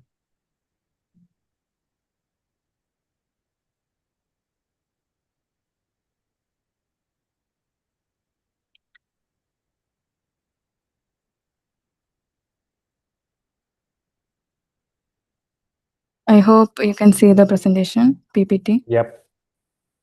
Okay, so good evening, everyone. I am Rasha Amina. Due to some unforeseen circumstances, my other teammates could not join. So we are Team Braille Decode from TKM College of Engineering. Today we are here to present our project, Braille Decode, which is an AI-based Braille character recognition and translation system. And this project was developed under the guidance of Dr. Shaina A., who is an assistant professor at Department of Computer Science and Engineering in TKM College of Engineering. So before we explain a project, let's first understand the problem. Globally, more than 2.2 billion people live with some form of visual impairment, among which less than 10% of them are Braille literate, and the Braille literacy has been steadily declining over the years. This creates a major communication gap where non-Braille users involved, such as teachers, exam evaluators, caregivers, and employees often face difficulties in understanding it. As they do not use Braille regularly, and their proficiency level is usually much lower compared to the visually impaired community. When we interacted with our collaborators from two blind schools, we initially explored a solution to improve Braille learning. However, they preferred a software solution that could instantly bridge the communication gap by translating Braille due to their busy schedules, rather than another learning application. In educational institutions, such a tool can help evaluate Braille answer sheets and support teaching. In workplaces, it can reduce delays in understanding Braille documents and make communication more efficient. So now let's move on to the basics of the Braille. So as shown in the image, Braille is a tactile writing system based on a 6-dot cell. Each dot can either be raised or absent, giving a total of 64 possible dot combination. However, this limited number of combinations introduces ambiguity. The same Braille pattern can represent a letter, a number, or a punctuation mark, or even a contraction, depending on the context. In addition, we have grade 1 and grade 2 Braille, which use the same cell pattern but follow different translation rules. In grade 1 Braille, each character is mapped individually. It is simple and easy to learn but produces longer documents. While grade 2 Braille uses contraction and abbreviations to reduce the number of cells, as you can see in the picture. So the research gap we actually observed were that there was a presence of communication gap between the teachers, evaluators, and professionals that affect the smooth participation in educational workplace environments. The second gap is the manual dependence on the continued dependence on the manual Braille interpretation, which is very time consuming and can lead to delays in situation where quick translation is required. The third gap lies in existing AI-based Braille systems, as they use complex models directly perform image to sequence recognition, making them computationally intensive to deploy on resource limited devices. And the final and one of the major research gap we observed were the lack of diverse and well-structured Braille dataset, particularly for grade 2. Now, the problem statement we formulated was that there was a need for the development of an accurate and deployable context-aware Braille to English translation system that enhances the accessibility of Braille documents for educators, caregivers, and specifically non-Braille users, which will reduce the communication gaps considerably within the society and increase opportunities for the visually impaired community. Now, the main objective we created from this was that to develop a lightweight Braille to English translator supporting both the grade 1 and grade 2 Braille conversion.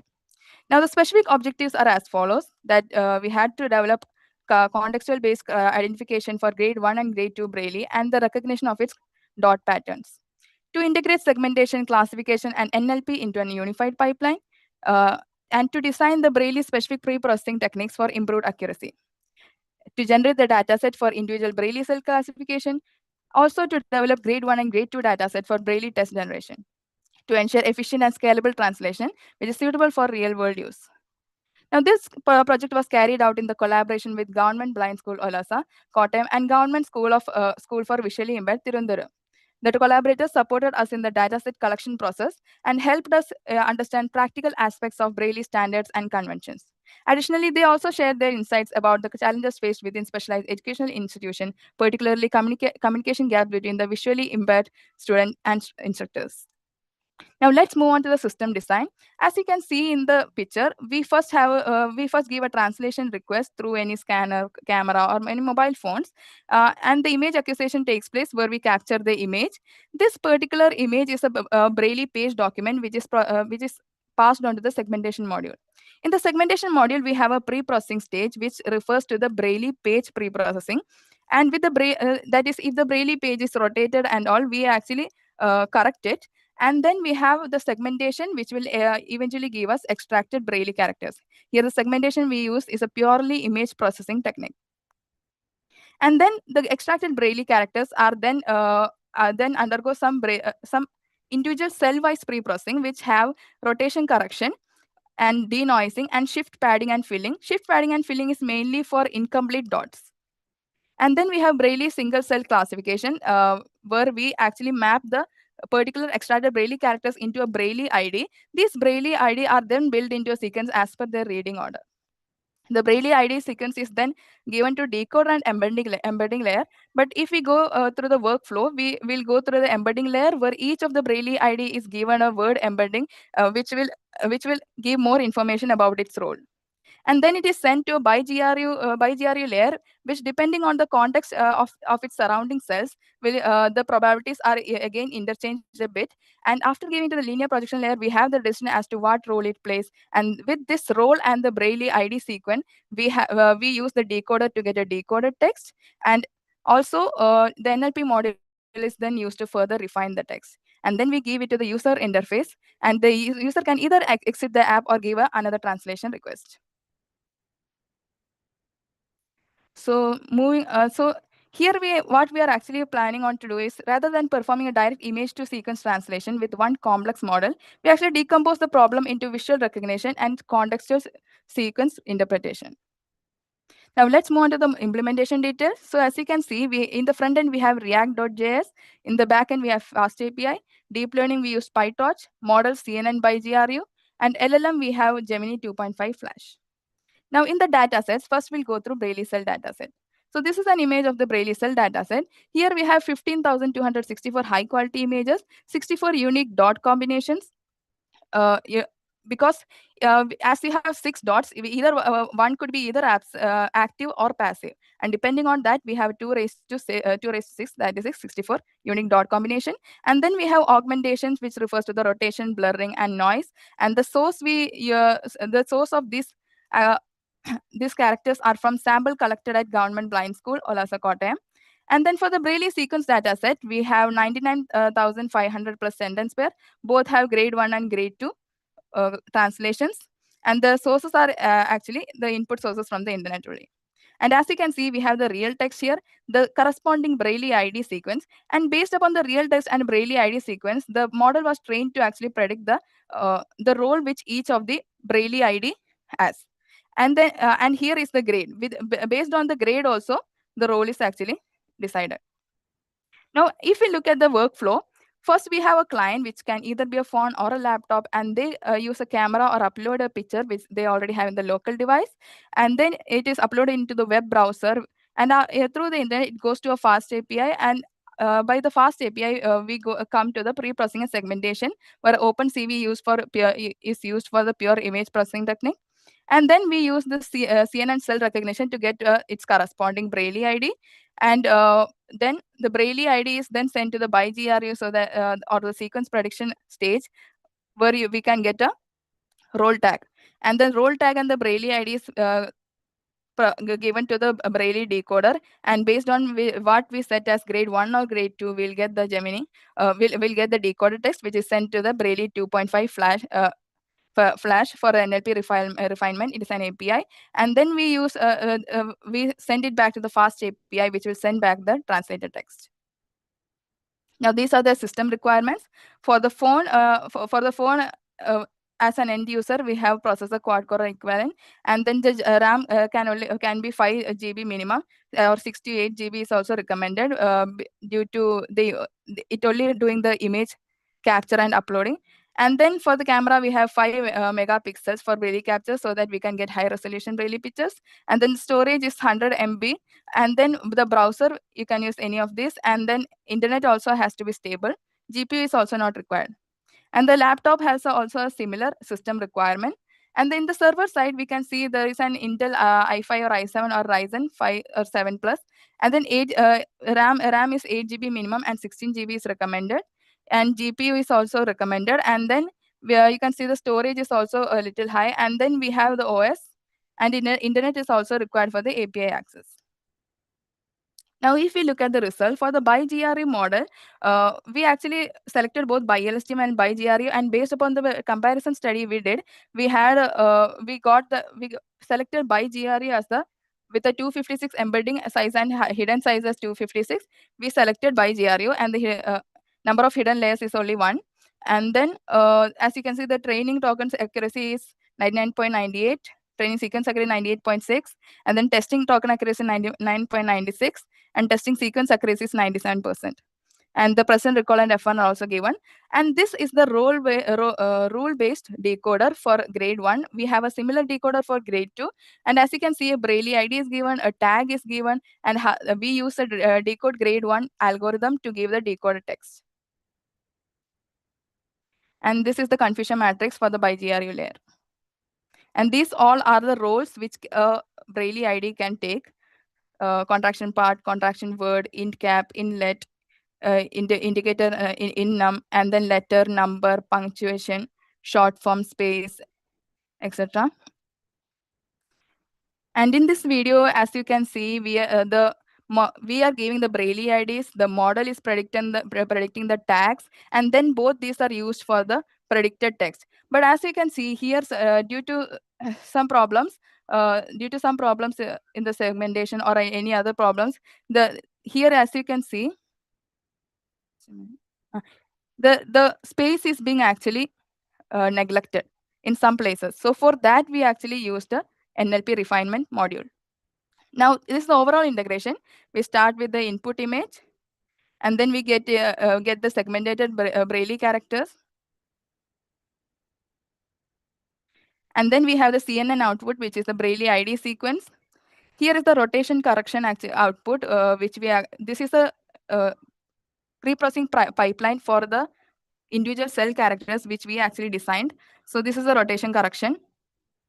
And then after the CNN is the Braille ID is the sequence is gotten, we get the role also, and we get the decoded text. But here, as you can see, there are many errors, and this is solely due to the immaturity. The segmentation is not that mature right now.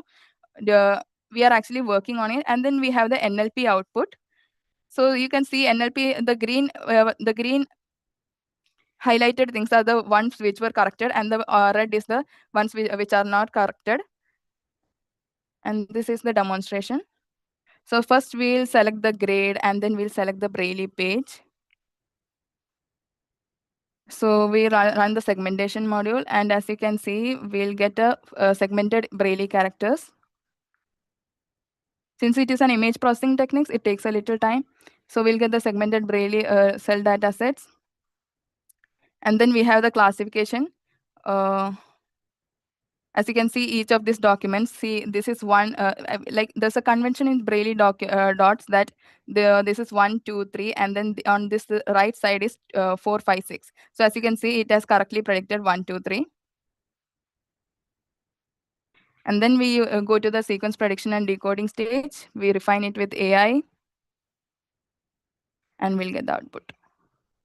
So this is the performance metrics. The character recognition has an accuracy of 99.97. This is with regard to the CNN and precision recall and F1 score. And You have then 1 we minute have, left. yeah, okay. And the sequence model performance is also given. Overall system performance, we have a 96% accuracy. This is the basic performance matrix for the CNN.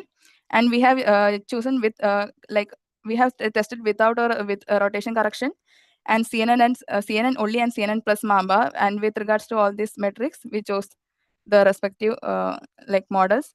And the future works involved with improving the segmentation, incorporating double-sided Braille and grade detection, multilingual translation, and adaptation of voice commands to enhance accessibility.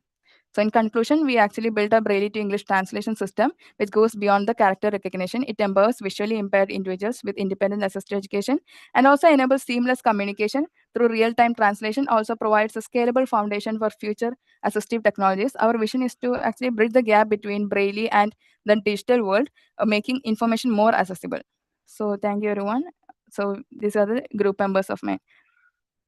So that's it for the presentation. Yeah, thanks very much for your good work on this. At the outset, I have a question on what is the actual use case here. Is it to convert existing Braille material into English, or is it? I mean, what is the actual use case? Do you have a lot of Braille material which is lying out there which needs to be converted to English for public use? Yeah, so our main, like when we actually researched about the Braille documents, we saw that most of the research is actually based upon the grade 1 Braille system. But due to the contractions using in grade 2, the standard Braille documents actually use more of grade 2. So one of the things we observed was the grade 2 Braille recognition system are very lacking. And then we also observed that the systems are actually more complex. Like most of us are using a transformer and then making optimizations on that only. But I thought that we should actually refine the pipeline more. But why do you want to translate grade 2 into anything else? Because normally Braille is treated as an end format, meaning that is the end of the chain, because it's meant for the visually impaired people. And further conversion from Braille into other formats are not really envisaged normally. But here I see that you have actually chosen to read grade 2 Braille. And my question is why? That was actually what I also thought in the starting of this project actually. So that was why we actually started with going through making a Braille learning app. But then when we went for a case study in one of the blind schools, they told that more than actually learning through the Braille app, the teachers actually struggled because like if the student actually gets more proficiency in that, the answer paper is like the instructor is not that proficient to actually check the answer paper. Even that in Kerala, the 10th state board has the Braille option for them to write in the Braille. So if the instructor is not that proficient, it actually causes a lag in their evaluation of the answer sheets. So such a thing was actually told to us by one of the instructors in one of the school. So we thought that we had seen many research based on the Braille recognition system, but most of them cannot be actually incorporated into an app. So we thought that we'll actually make a Braille to English translation system. Okay, so basically it is not for the blind, it is for the teachers. Yeah, it is for the non-blind users. Okay, so the other question is then, have you considered what is happening to Braille world over time? Is it increasing in use? Is it declining in use? Is it fading out? Do you have any idea? Yeah, that was also one of the things. Like in that blind school we went to, we saw that most of the students didn't actually use braille actually. Like some of them only did it.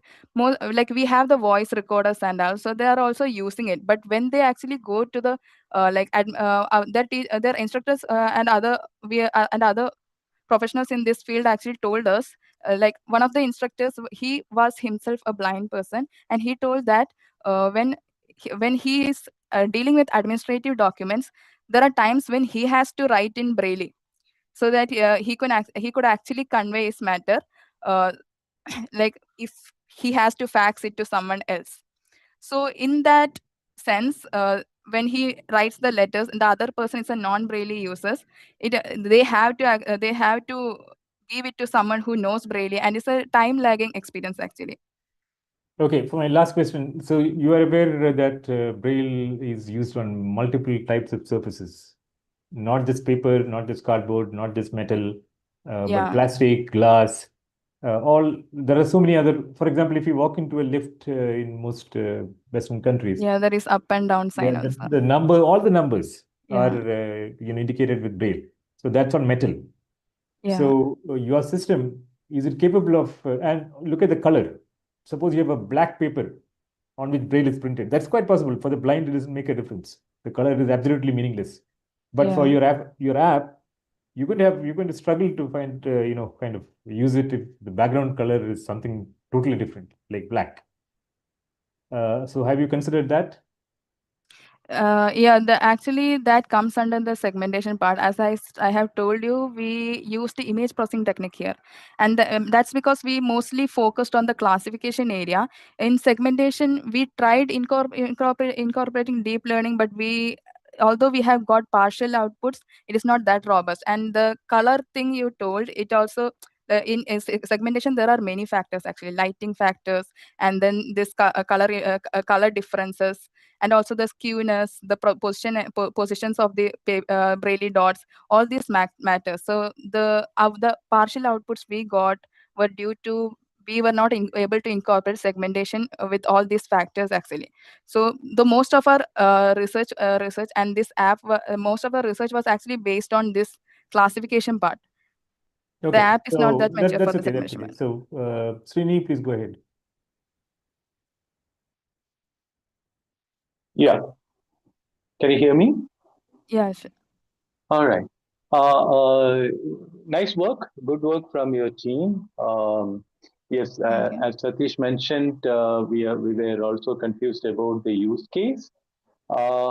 But one particular use case which you mentioned may not be completely justified by this application. But other than that, my query is one. You are developing, because I missed initial part of the presentation. Is that a mobile app?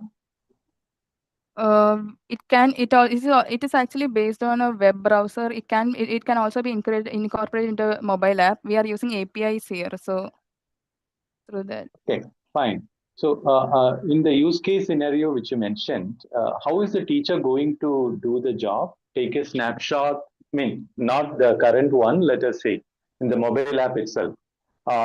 Take a snapshot of the Braille answer sheet and then do the work? Or what are you envisaging on that? So when the teacher gets an answer sheet which they are not able to actually evaluate, they'll like I said, they will uh, take the snapshot and then upload it, and then they will get a translated output back. Okay. So You mentioned about grade 2 and things like that. There are many applications which does the job. What is the uniqueness which you are trying to make? And some of those applications, web applications itself, they do grade 2 and they make use of machine learning also on the background and things like that. Deep learning may not be required because these are all fixed type of things, and only the what do you call, the light intensity or whatever it is, those are the changes. So what is the uniqueness which again comes from your work? So the grade 2 actual, yeah, I actually also came across a tool called LibLouis, which is a software tool actually, a web site, but it actually accept only digital text of the Braille. It does not actually accept the image. So yeah, even if a person actually takes the API of the LibLouis tool and uses like they do the take the text, segment it, and then get the digital Braille text and use the LibLouis. One of the researcher in this had done that. So if they actually take the LibLouis also, due to many memory constraints and also as well the processing power constraints, they were not able to get a full output actually. Okay, So and the third and last comment on this is, have you done a proper testing? That means the community testing, the tool being used by the actual end user. Your end user is teacher. yeah, the one of in Tirundaram, the blind school we actually mentioned in Tirundaram, we had actually done it with them. We have got an informal approach, but their main complaint was that the segmentation part was a little lacking. So we are also lacking. So we are actually doing more research on that and optimizing it more actually. But yeah, segmentation fault, segmentation accuracy and all, but you're talking about 99.6 and all, if I remember correctly. Yeah, that is on the synthetic data sets actually. 99.6 is for the synthetic data set, but otherwise we actually only have a 96% Then accuracy. you have some problem with the training, isn't it? No, because the synthetic data set was actually like the segmentation did work on the synthetic data set, but on the other data set when we did, we got a 96% accuracy. I think I mentioned that actually. Yeah, there was a confusion on. That's all from my side. Good work, and hope you will take it up forward with the further work in this direction if it really matters to the end user. Thank you so much. Yeah, Good. sure. Yeah, I think yeah, Rohit. I think our time is also getting over. Yeah, I think we covered pretty much everything. I just got two minor questions. Like, what's your pre-training output? Like, what's your impact of what the pre-training work? Like, you mentioned that as your USP, right? So, what's your Yeah. difference with pre-training and without pre-training? So I initially used the vision transformer actually, and then there were inception models also. So in all this, the time taken was also too much, and then I initially also did it without rotation correction. So in without using rotation with using correction, we like by without using the rotation correction, we will not get the correct output because Braille is mostly dependent on its positions of where the dots are actually. So one of the main things was that I had by when using the pre-trained models, I was able to actually formulate a rotation correction pre-processing pipeline. And then when I use the pre-training, I felt like it is taking too much time in actually recognizing each of these cells. So I thought I'll simplify it uh, by dividing it into a simple CNN where only the dot patterns are recognized, and then I'll use a linguistic translation where the Braille ID, not linguistic translation, the semantic meaning. I'll identify the semantic meaning where I use this by GRU. I thought I'll just simplify the whole pipeline actually. And you mentioned that there is like a data set. There is already a 99,000 plus data available in the data set, but then you also collected manual data sets from the school. Yeah. Why was that first one done when you already have 99, like almost a 1 lakh? What's the additional 15,000 giving you? Like, No, what I was that think there's a process? confusion here. Like, this sample data set we collected were actually for the Braille cell data set, actually. It's for getting the individual characters in different lighting and all. But, like, one second.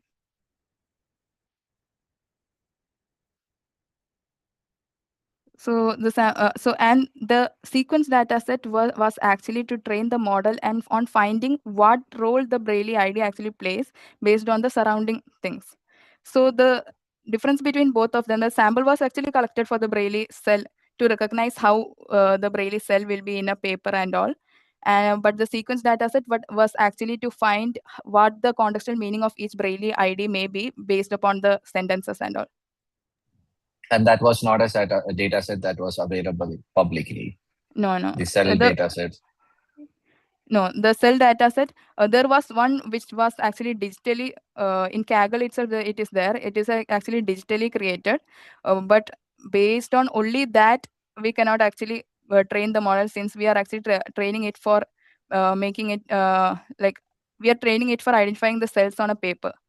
So the digital dataset cannot be actually used. So that's why we created a cell dataset also. Thank you. That's all I got. Yep. Thanks. That's it from us. Thank you and best of luck. Thank you. Thank you, Varsha. That was a great presentation. You may now leave the call, and we'll inform you about the results through mail. Thank you. Sure. Thank you.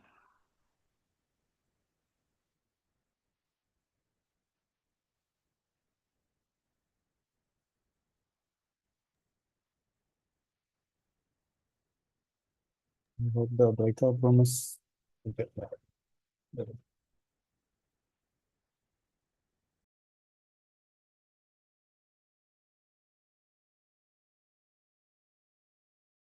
Srini sir, I think you need to add Srini sir again because he left the call once.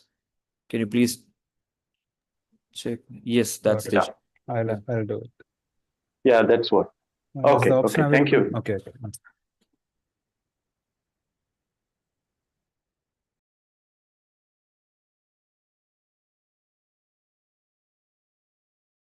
Two more teams left, right, Susmi?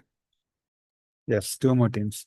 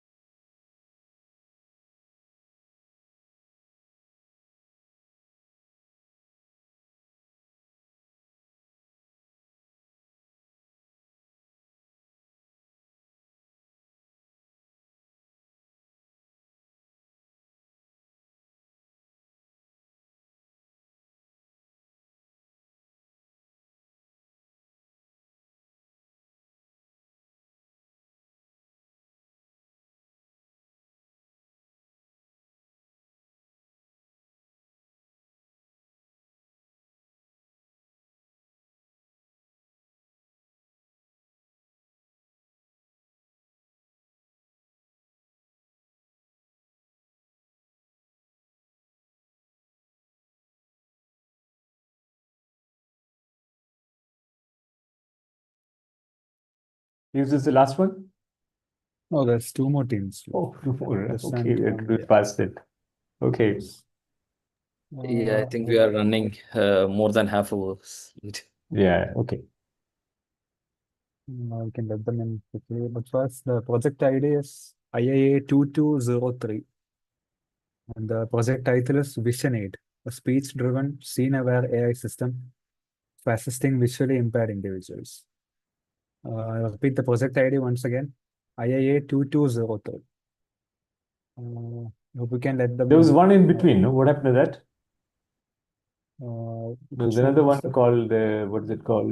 2297? That's coming after this, is it? Yes, that one is after this. Okay. Okay. Yeah, go Last. ahead. Okay. Letting the team in now.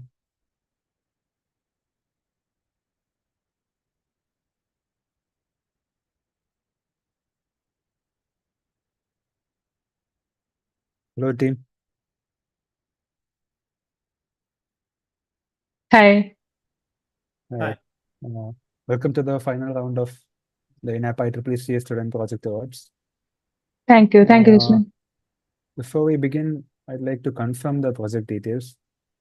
The project ID is IIA 2203, and the project title is Vision Aid, a speech-driven, scene-aware AI system for assisting visually impaired individuals. Is that correct?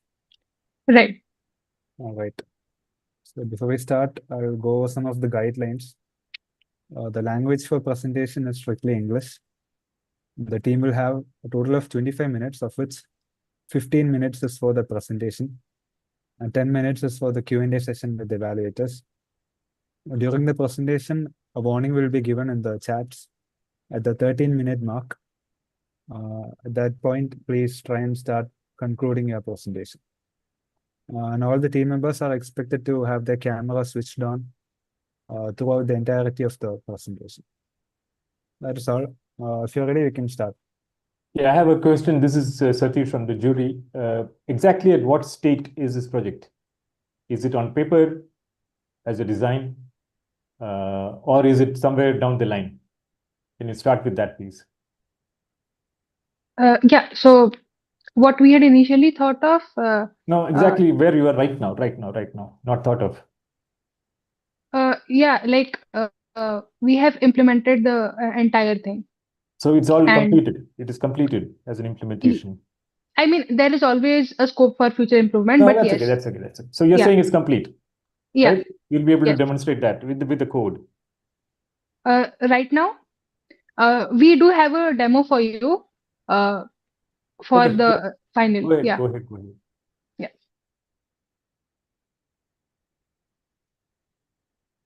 Team, you can start with presentation.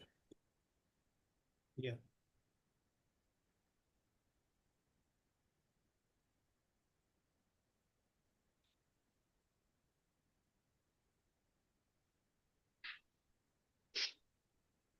Yes, ma'am.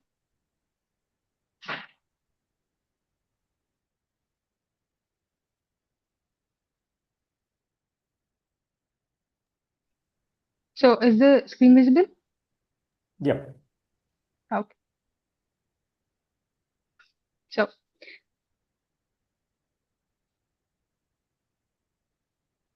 yeah, let me just confirm, is it visible? Yes. Okay. So greetings everyone. I'm Rana Tatir and I have Rishit Mehrota with me. And today we're here to present our project Vision Aid. So here's the brief outline of our presentation. So around 2.2 billion people globally suffer from some kind of visual impairment. These people suffer many problems in their day-to-day lives because they always need someone beside them to guide them. So we thought of solving their problem with providing them with an assistant. So think of it like this. If every visually impaired person can have someone with them who they can talk to and take guidance from. So numerous navigation methodologies have been attempted in order to mitigate this problem. Out of all the available technologies, we have chosen the vision-based method.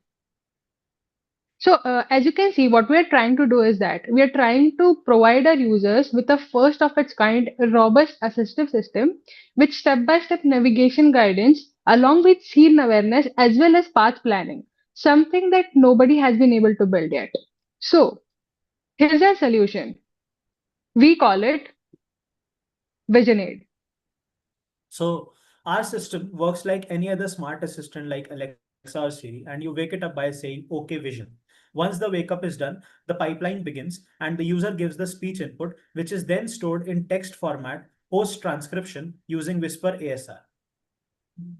Now, in order to understand what the user actually wants, the query enters the intent classification stage, wherein the classifier classifies the queries into three categories or classes: the general, the scene dependent, and the pathfinding queries.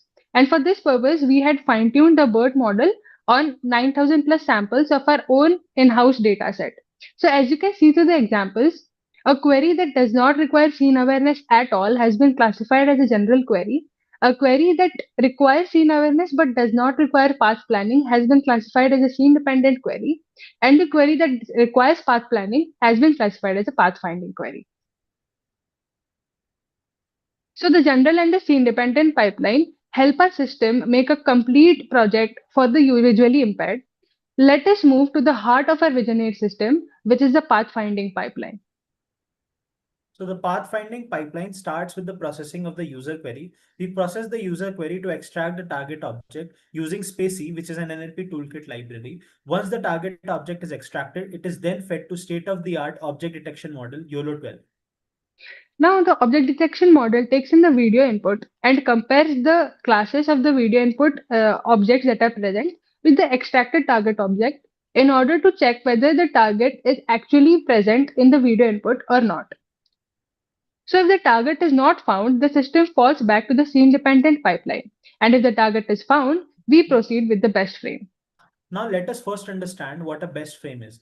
By best frame, we mean the frame where the target object is present in the center with around 10% tolerance. Why do we need a best frame? Because a best frame provides us with the best possible path and distances. So if a best frame is not found, we find the direction of the target object and tell the user to adjust the camera accordingly. Else, if it is found, we proceed further. Now, once we have the best frame, we feed it to state-of-the-art depth estimation model, Apple's Depth Pro, along with the focal length of the camera, which gives us the depth of each and every pixel in meters. As you can see, these are some of the outputs generated by Depth Pro, and the value, the depth accuracy of each and every pixel and the resolution is quite high. We also feed the best frame to our semantic segmentation model, wherein every pixel of the given frame is classified into its subclasses such as person, road, bus, etc.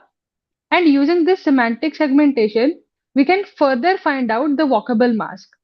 So for this purpose, what we do is we classify the already obtained class labels from semantic segmentation into two more classes, walkable class and non-walkable class. So this helps us generate a clean binary map of the entire area where the user can actually walk. We also inflate the non-walkable area using a scene-aware safety radius so that we can avoid the user to bump into anything. Now, once we have the walkable mask, we find out the starting point and the ending point. The starting point is the bottom center of the frame, whereas the ending point is the point nearest to the target object in the walkable area. Once we have this, we find the path using A-star pathfinding algorithm. If the path is not found, we fall back to visual guidance, whereas if it is found, we proceed further with its simplification. Now, why do we need simplification? Because the A-star path has many unnecessary nodes in it, and we simplify it using RDP simplification algorithm. According to RDP simplification algorithm, if a particular node is farther than the path than a fixed value of epsilon, then it is included in the final path, else it is excluded. As you can see in this figure, the first path has many multiple nodes. Whereas if you go down the line from second, third, fourth, and fifth step, then in the fifth step, we have eliminated all the unnecessary nodes, and the final path only includes the major turns that need to be taken. So before moving forward, let us just quickly revise what all we have obtained until now. First is the depth map that we had obtained from the Depth Pro, and we have a value of each pixel in meters from there. Then we have the walkable mask that we had generated using the semantic segmentation. And now we also have the final path that we are going to give to the user. Now the problem with this path is that it is present in a 2D space because the image is 2D. In order to get the distances in real life situation, we need to transpose all the distances into a 3D space. So here is where 3D mapping comes into picture. Here, what we do is that we extract the z coordinate of the required node using the depth map that we had obtained from Depth Pro, and we get this value in meters. Once we have that, we use the camera intrinsics and focal length of the camera to transpose x as well as y coordinates of the given node into 3D space. Once we have all the three coordinates of all the required nodes in 3D space, we can easily find out the Euclidean distances between them. Now, once we have the segment distances from 3D mapping and the angular turns from the RDP simplified path, we first generate raw instructions in meters and then in steps, which are then fed to the LLM along with user query and the best frame to give the final instruction response to the user. So once we have the final response from either of the three pipelines, we pass it to the text-to-speech model from where the final instructions are spoken out. Then our system returns to listening mode and waits for the next wake-up call. So this is the hardware setup. We had executed our entire pipeline on Jetson AGX Orin developer kit. For speech input and output purposes, we are using Waveshare microphone and speaker. For visual input purposes, we are using GoPro Hero 8 Black webcam. Now let us proceed to the demo.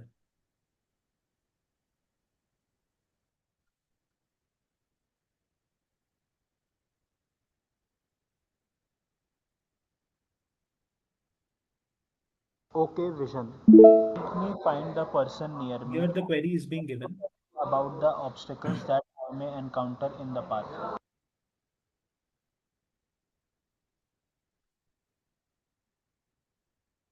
Here the target is being Target found in center of frame.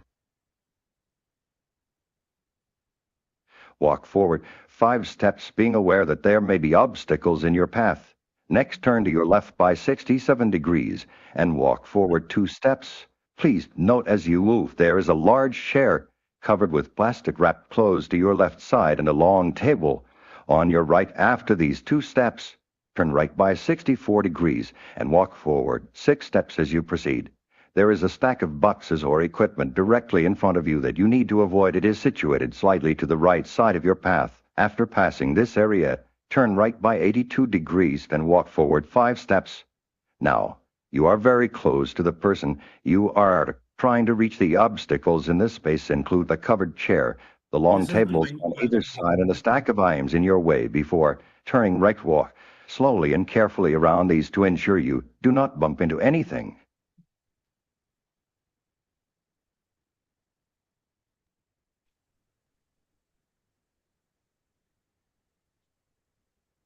So we have evaluated this our system's performance on various metrics. So let us first have a look at the bird intent classifier. So as you can see through the classification report as well as the diagonal elements of the confusion matrix, we've been able to achieve results quite well, and the query is being classified according to what we are hoping.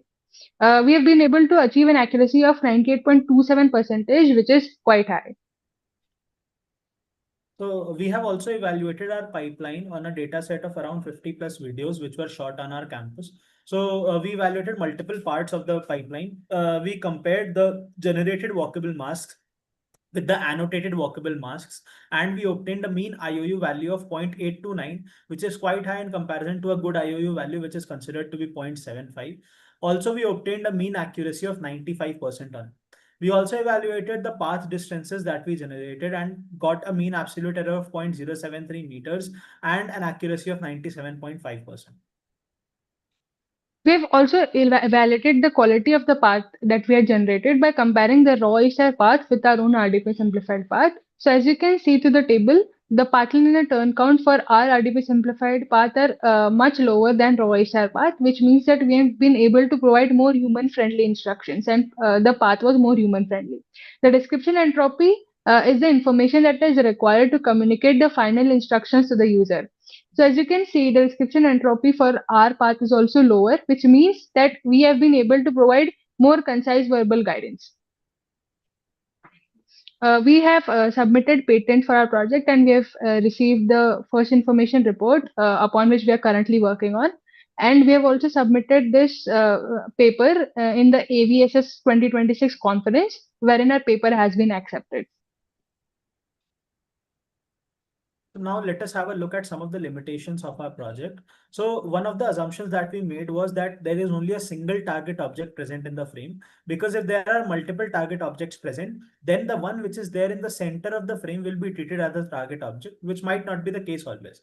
Another assumption that we made was that walkable ground must be visible in the frame for pathfinding pipeline to work, because if it is not visible, then the system won't be able to find a path to walk on.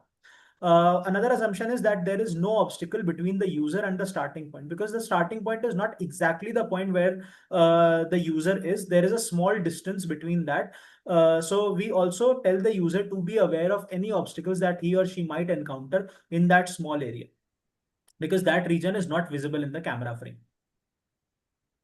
So some of the major challenges that we addressed while developing this pipeline, one of the major challenges that we faced was while path finding. So we needed an obstacle map to generate a path. Now for an obstacle map, we needed either a top view or a 3D view because it was tough to get an obstacle map from a front view camera. So rather we avoided that path, and we went ahead with the walkable mask, which we covered in the previous slides.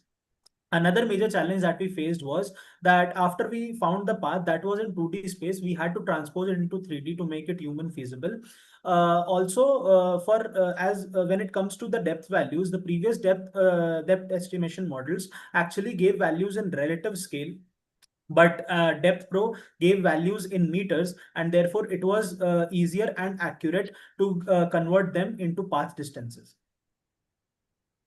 Now, regarding the future scope of our system, firstly, we can improve the query pre-processing by handling multiple target objects. Since currently our system only handles a single target object, we can add an alert system for the user, wherein the user gets warned if it gets too close to the obstacle in real time. We can also expand our system for dynamic obstacle handling, because currently we are only able to tackle with the static obstacles, and we can extend our hardware setup for wearable devices such as head mounted camera, etc. These are some references that we had used, and that's all from our side. We're open to questions now. Yeah, thanks very much. Can you show us your code, please?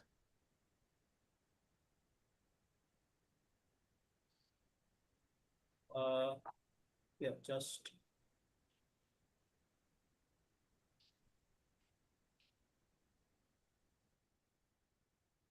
So actually, our code base is on the server that we were using, which was in college, but we do have some of the files. I can show you that.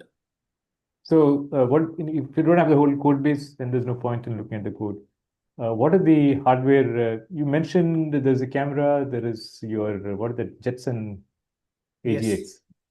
Yes. So you're using Jetson AGX, that's a processor. That's Yes. NVIDIA Yes. hardware. So what is the pipeline? You have the camera, you have the Jetson, then you have the OpenCV, and then the audio guidance. Have you taken any part of this code base from anywhere else? No, we have. No, it's not. There's nothing, no problem with it. If you're taking an open source code base and you extending it, that is allowed. There's no problem. No, so we have not taken any code from anywhere, but the models are open source and we are using them. What models? So we are using YOLO, which is for object detection. We are using Depth Pro, which is Apple's model for depth So estimation. what is precisely your contribution in this? So we have actually come up with the idea of integrating this entire pipeline.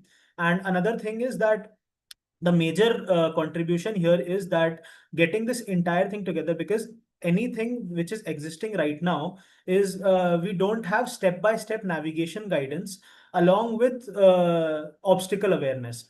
So that is something that we contributed to. But step-by-step navigation is already available, no? There are several projects that are using it, which are providing it. Yeah, there are, but the novelty is that we are able to achieve it using single sensor, that is just the camera. The projects that you must be talking about, they do provide step-by-step navigation, but they use other sensors like LiDAR, etc.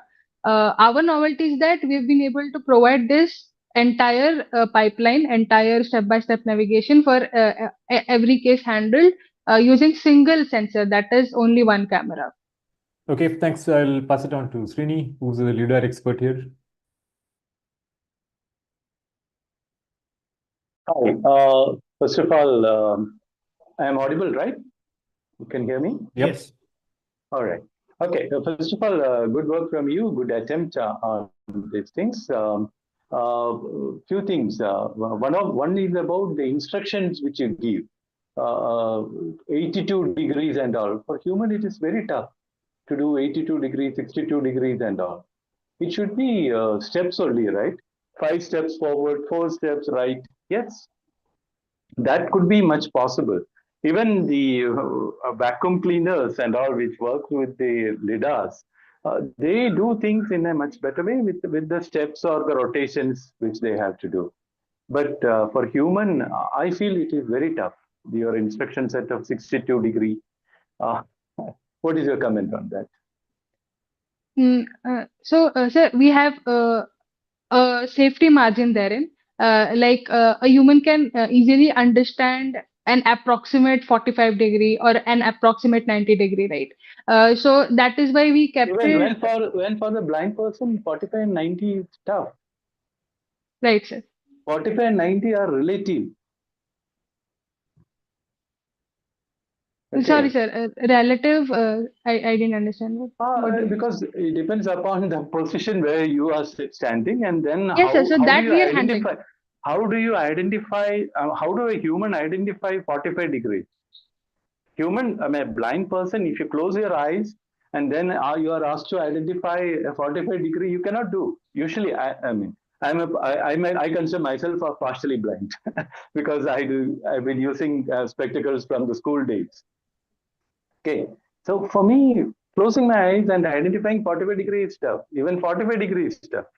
I think he's talking about the reference point, reference angle for this 45. But but Satish, even the 45 degree, I find it difficult. Yeah, But yeah, I can I always understand. say, Right. 3 steps forward, 4 steps right direction. Yes, at least I can move my legs. Right. So actually, one of the thing here is that while we are giving instructions to the user, we need to tell at some point that you need to turn to avoid obstacles, right?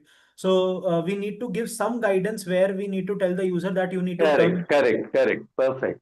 That's what I said. The local robo vacuum cleaner does this job with lidar in a better manner. See, it doesn't go and hit. And it gives an instructions prior to that, like you move the wheels towards this direction, this steps to the right, and then this step. That is how it navigates. Yeah, so actually our problem statement is entirely like we are not using any other sensor. We wanted to do completely. That's fine. Whatever sensor we make use of, the end usability is the crucial factor, right? The person, the end user, the capabilities of the end user is very crucial. Yeah. End user or end device or whatever it is you call. Okay, and now the next comment which I have was your expectation of extracting distance from a 2D image looks too much of computing intensive, and the depth factor you get from very expensive cameras only. Usually very high range, and of course your computing device Jetson and everything is okay. I can understand, but there is a factor, it is power intensive. So your practical application needs very high power for that. So, sir, as we had explained earlier, we used just a GoPro camera for this purpose, and we've been able to achieve good results through it because the model Depth Pro is so accurate that it just compensates any other thing. Yeah, GoPro cameras are good for actually drones with larger distance altitude and things. But even with GoPro cameras, what happens is, I mean, when you say you have achieved it, I must admire whatever it has been done. Even with the GoPro cameras on a drone, if you have to get an altitude, you usually talk about 85% of stitching between these images. Then only you can achieve at least 10 centimeter altitude accuracy. So that was my concern, but if you have achieved, yes, probably that is good. But anyway, I am happy that you people are trying to move in a direction like patenting and things like that, and probably you're going for a startup and things like that. A lot more to go, but good. And wish you the good luck. Thank you. That's all from me. Thank you, sir. Yep, Rohit. Hey guys, good to see you guys have it working and using it through. I think almost everyone covered all the aspects of what we are looking at. Have you guys considered superimposing like current GPS 3D or any other imagery? Like right now, all the buildings, most of them have uh, maps of indoors as well that you could use for better coverage, especially like if you are in like a shopping mall or somewhere rather than your home. Usually people don't use it at home because blind people at home knows where things are. They don't need support. It's usually in the out in the public, and you usually have like indoor floor maps that you could superimpose for better coverage. And I think you are currently using like as Srini was saying, you use a very expensive hardware for Hero GoPro cam, but then you discard majority of its metadata, right? It's GPS, if it's altitude, like it's still like that image comes with a lot of metadata, but you are only using the actual image for processing. If that's the hardware that you're going with, then you may have to look at it. And then the third was like, how do you envision this that is someone going to have a GoPro or a GoPro grade camera on a vest on their body? And then where would the processor you have Jetson go? Like, what's the physical possibility of this being a product? Like, if it was like a Raspberry Pi with a camera module, I can understand this being like a lightweight that people wear, but this seems like a heavier hardware that I don't want to carry around, right? So, how do you guys see this taking forward? So actually, future work on this project is going on where we are actually trying to get an interface in between RPi, which will be transmitting the data to a server and then receiving the final output. And only that RPi will be connected to the mic and speaker and the camera, and that will be going on with the body, whereas the processor will be somewhere remote. So that is something that is a future scope of this project. Previously, when you asked about GPS, so yeah, that is some and maps, the indoor maps, that is something that we can take into consideration. Although one concern that I see here is that those indoor maps won't have the obstacles like a couch is present on the floor, right? Those kind of things, or a chair is kept, a table is there. Those kind of things won't be there in those indoor maps, if I am getting right what you are trying to say by indoor maps. Yeah. So yes, indoor maps may not have all the details, but also like your robot vacuum cleaners as a good example. It maps a room once that you go into rather than doing it every time. That reduces your computer a lot because you know where things are. Yes, you run it once and you see anything new, you alert it, but you generally know what your room is that you're walking into. So yeah, those are things that you could consider for future if you're building it out for things. And then yes, additional sensors that you could use like lidars or camera modules, etc., or multi-angles. Yep, that's all from my side. Thank you. Right. Thanks very much. Best of luck with your future work on this project. And thank you. Thank you. Thank you, everybody. Thank you, team. You may now leave the call. I think they already left. Okay.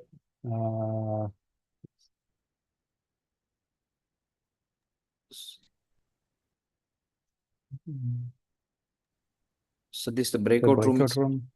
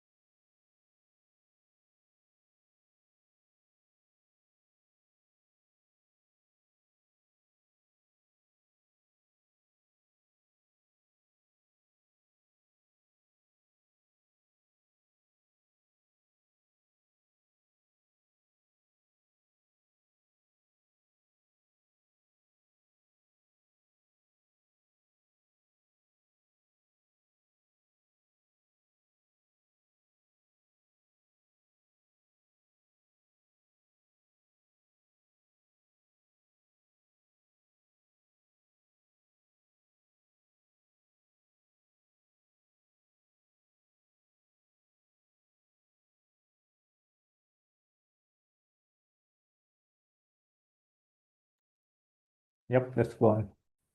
Okay. So this is the last project for today. The project ID of the team is IIA 2297. And the project title is FPGA-based accelerator for CNNs. I repeat the project ID once again, IIA 2297. We'll be admitting the participants now.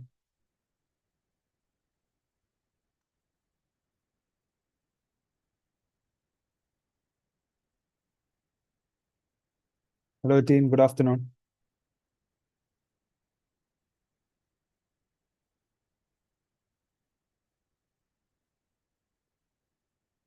Hello, am I audible?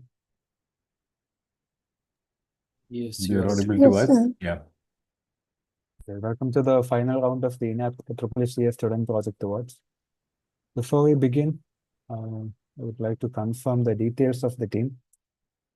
The project ID is IIA 2297, and the project title is FPGA-based accelerator for CNNs. Am I correct? Yes, sir. Okay. So we start some of the guidelines for the presentation. The language for presentation is strictly English. The team will have 25 minutes for the presentation. Actually 15 minutes for presentation and 10 minutes for a Q&A session with the evaluators. During the presentation, a warning will be given in the chat at the 13-minute mark. That time, please try and start concluding the presentation. And also, all the team members are expected to have their camera switched on during the entirety of the presentation. That's all. If the team is ready, we can start. Okay, sir.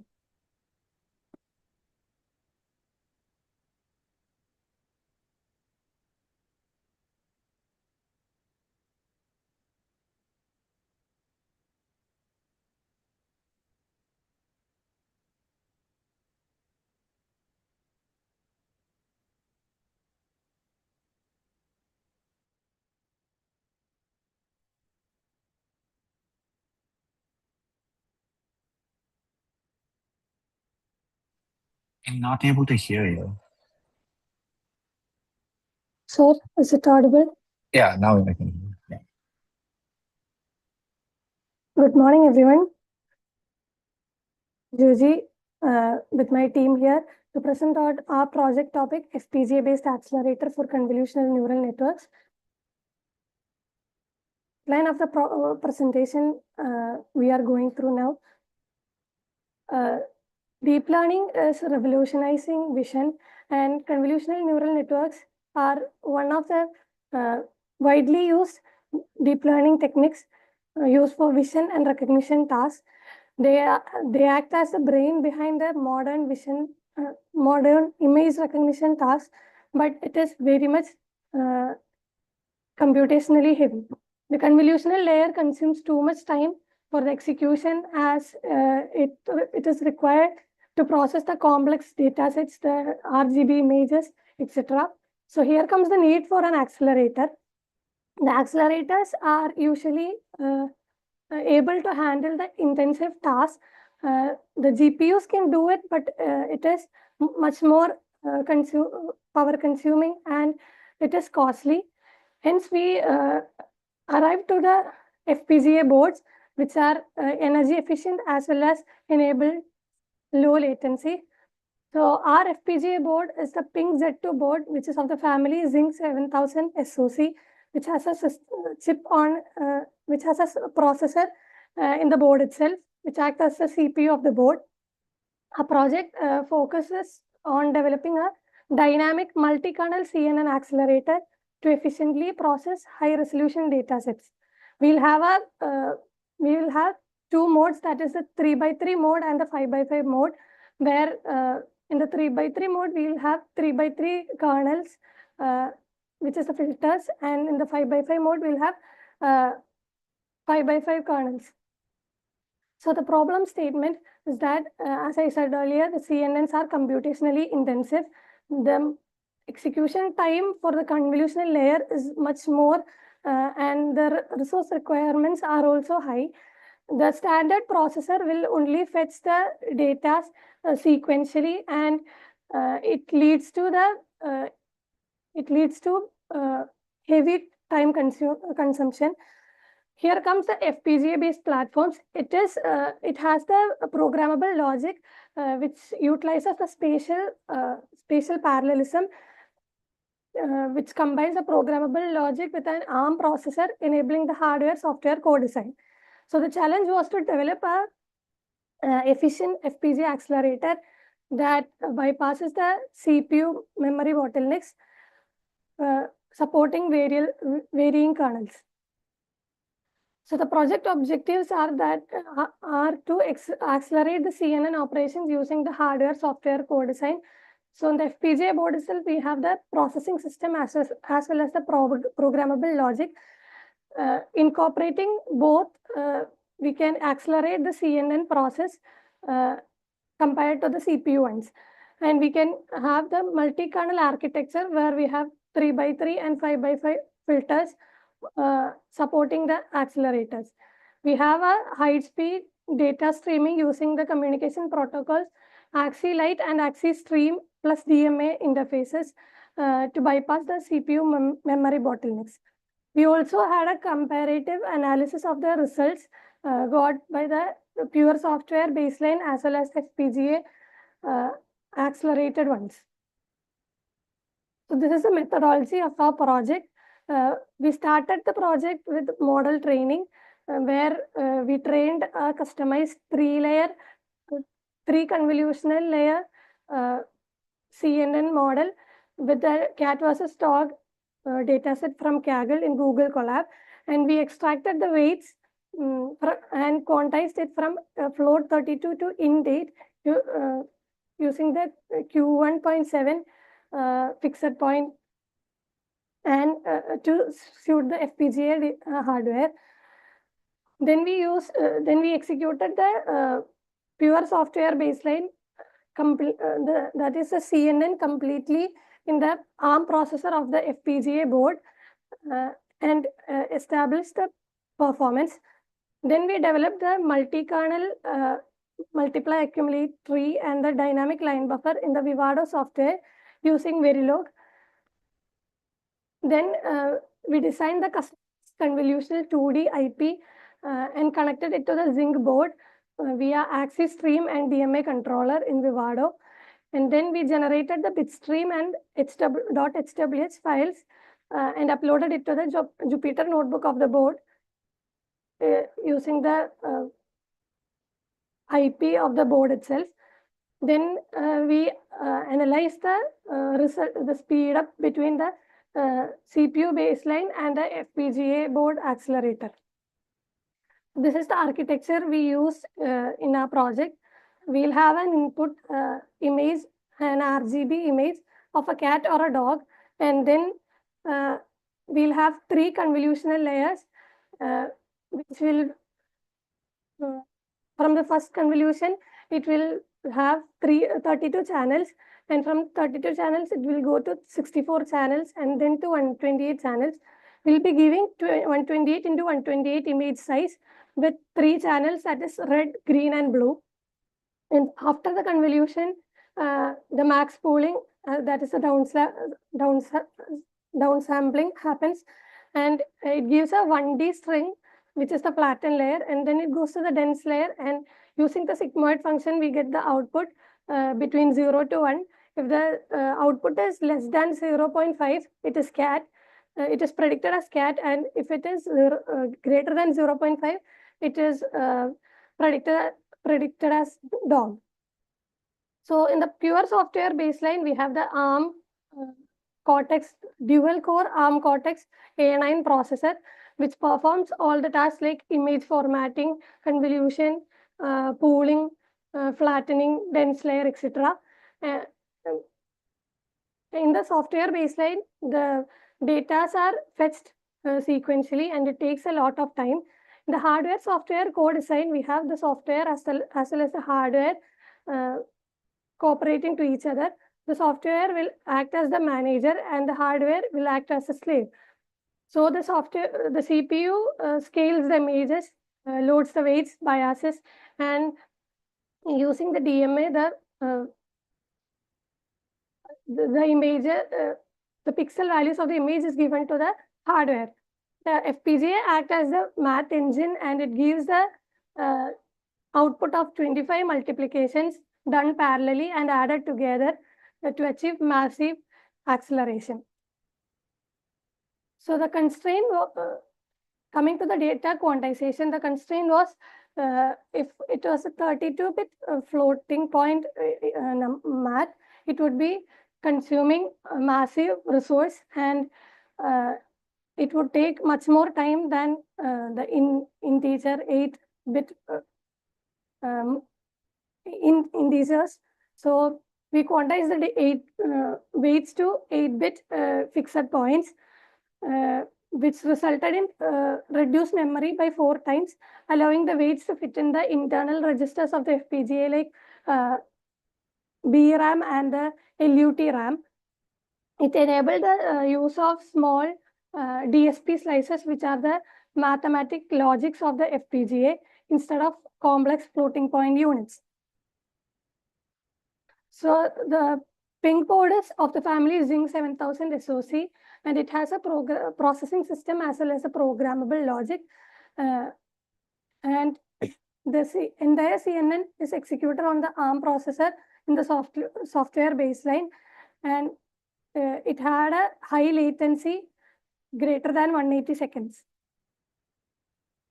This is the architecture of the Zing SoC board which we are using, which has a processor which is in the green color, and we have the input-output terminals and the flash memory, dynamic RAM and the static RAM, and we have the accelerator here. So this is the hardware execution pipeline of our model. The data streaming is done from the data is transferred from the processing system, which is the ARM processor, to the line buffers using the AXI-Lite protocol, and from the line buffer stores the data or the image pixels in rows, and which it will have 4 rows in it, and when the 5th row is 5 rows will given as a grid to the sliding window. The sliding window will then have 5 by 5 grid, which act as a kernel, and from the kernel, the multiply and additions are done parallelly with the 25 multipliers in it, and then the result is given to the processing system using the axis tree. We have used two Verilog modules to eliminate the CPU memory bottlenecks. That is the dynamic line buffer. Many of the models have fixed line buffer, which causes huge latency. So having a dynamic line buffer will help us store historical image rows, which has the pixel values, and the I width, the variable I width allows to adapt to the shrinking image sizes. That is, when coming to the convolutional layers, the images would be shrinking from 128 to 64, then to 32 size. So the dynamic line buffer can adapt to the same. Then we have the sliding window extractor that takes the parallel lows from the line buffers and shift them horizontally. And then it will have a 5 by 5 grid, which has the pixel values from P0 to P24 every clock cycle. The multiply accumulate tree, it will have 25 parallel multipliers and a 4-stage pipelined adder tree. The parallel 25 multiplications will be happening simultaneously, and in the 5 by 5 mode, it utilizes all the 25 multipliers, and in the 3 by 3 mode, only 16 multipliers will be only 9 multipliers will be utilized, and the other 65 multipliers will be gated to 0 to reduce power consumption. And then comes the pipeline synchronization. So when the data is streamed to FPGA and back to the processing system, there will be a 8 cycle shift delay because of the 4 stage addition happening and the 25 multiplications. So we are giving an 8 cycle delay to the output so that the latency will be kept in the right place, and there will be, it is to prevent the garbage data. Then we have the top level wrapper, which is to wrap up all these modules, and we'll have a block design created in Vivado software itself. We'll have the processing system connected to the FPGA logic using the AXI stream and AXI light. You have So 2 minutes to go. So as I said earlier, this is the AXI light and AXI which we are using. So this is a block design we created in the Vivado software, which utilizes the AXI communication protocols. We downloaded the bit files and HWH files and uploaded it to the Jupyter notebook. And using the Python-based control, we will be executing the programs. This is the physical board connections, and this is the live recorded demonstration of the execution process.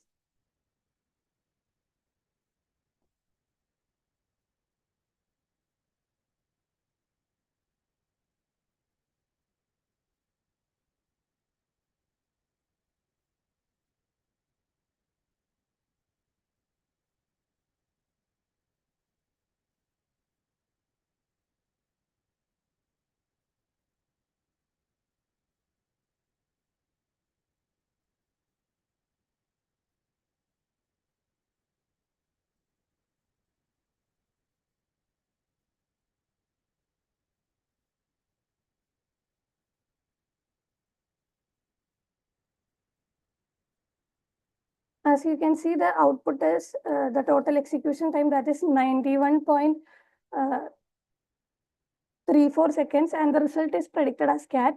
This is the execution results of the pure software ones and the accelerated ones. This is of the 5x5 convolutions. And we have a comparison between both. And we can see the time saved as 88.2 seconds for the 3x3 kernel layers and 44.8 seconds for 5x5 kernel layers. Yeah, time is up now. Okay, so first of all, I think the project objectives is very clear. You have used acceleration on the edge. So it is AI on the edge, meaning it is not centralized, no more backend. The acceleration is happening in the front end. So it's AI coming to the edge computing devices. So that part is fine. We see what's happening and it's welcome. What is not clear to me is what is original to your work. If you take the first reference that you have provided, and what you have, if you go through that paper, and when you compare with the work that you've done, I don't see much difference. So what is uniquely new or innovative to your work? As different from the first reference. Okay, sir. First of all, the first difference is that we provided a dynamic line buffer. In the paper, it is fixed line buffer, and we use a dynamic line buffer where there is no need for us to give the data, that is the pixel values one by one. The dynamic line buffer itself will give it to the sliding window extractor upon the variables and checking if the data are correctly streamed to the sliding window extractor. The second one is the multi-kernel feature of our accelerator. it can support the 3x3 and the 5x5 kernels in the same accelerator itself. There is no need of another model to execute the 3x3 as well as the 5x5 one. Those are the major two differences from the base paper and our project. Right, thanks. I will pass it on to my co-jurors. Srini, please go ahead. Yeah, good work. I must admit that because, as Satish mentioned, we need such works to happen on the edge side, and the differentiator which you mentioned on this. But how many use cases have you actually tried on one? Because your performance index and all, how many tests have been conducted? Could you please make it more clear on that? Yes, sir. Actually, in the recorded demonstration, we gave a test image for demonstrating the entire process. We have used around the data set itself have 12,000 around images, and we have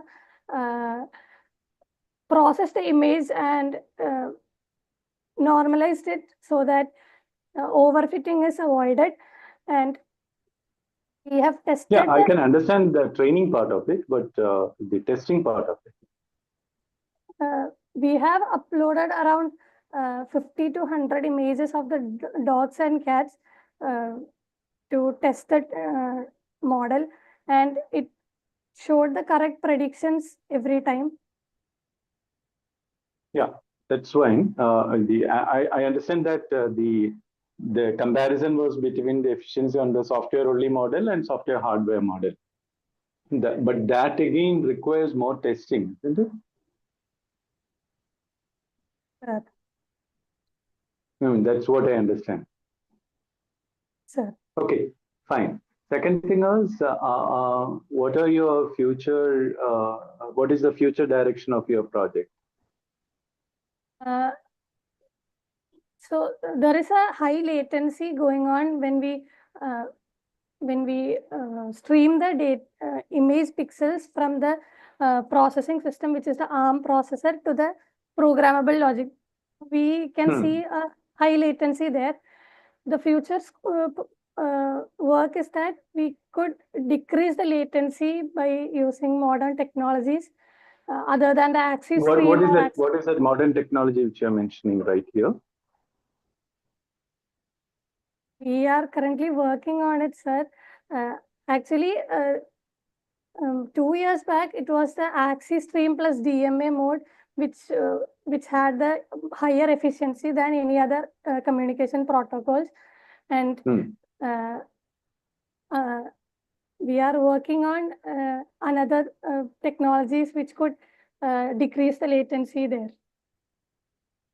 Okay. What percentage are you trying to achieve?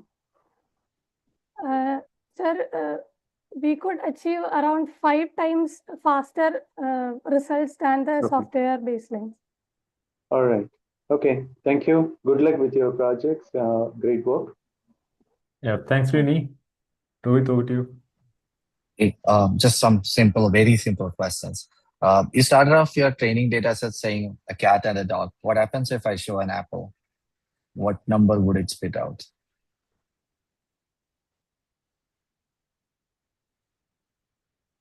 You know the slide that I'm talking about? Yes, sir. Okay.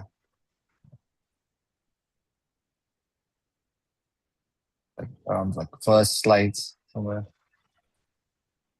All right. What happens if I show an apple? What number would it turn out at the end?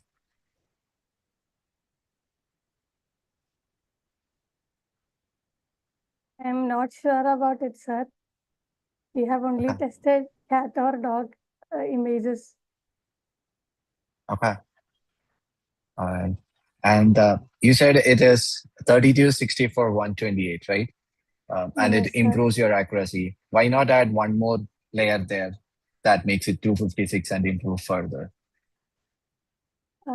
Sir, it is that the FPGA internal registers have a limit of 128 bits in a register. So we taking into account the limits of the FPGA,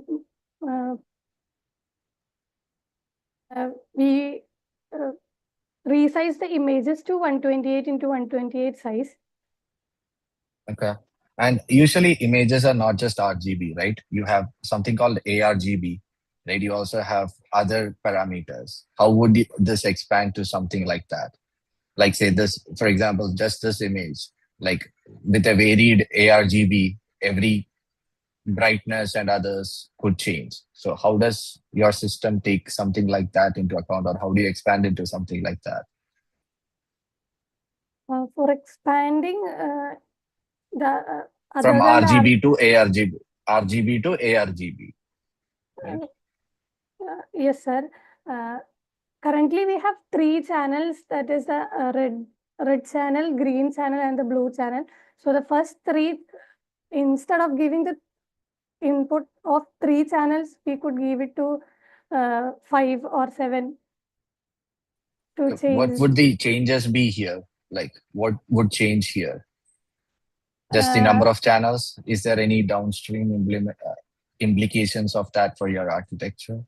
The convolutional layers would be more than 3 if it is not RGB channels. But if it is more than 3, it goes beyond 128 and your registers would collapse, right? Yes, sir. I'm not sure, sir. Okay. All right. That's all I had. Thank you. Right. Thanks very much. Thanks for your work. And that's it. You can now leave the call. Thank you, sir.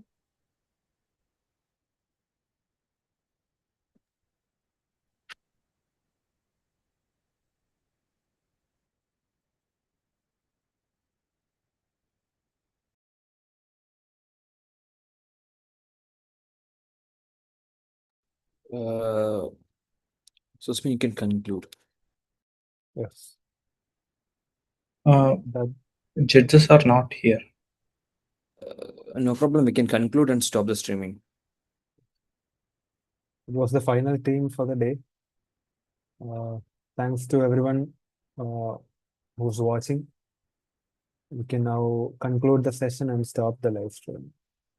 Mithun, if you are there, can you stop the live stream? Yeah, sure. Give me a second. Sure. Should we stop the recording now? Okay. I'll stop the recording.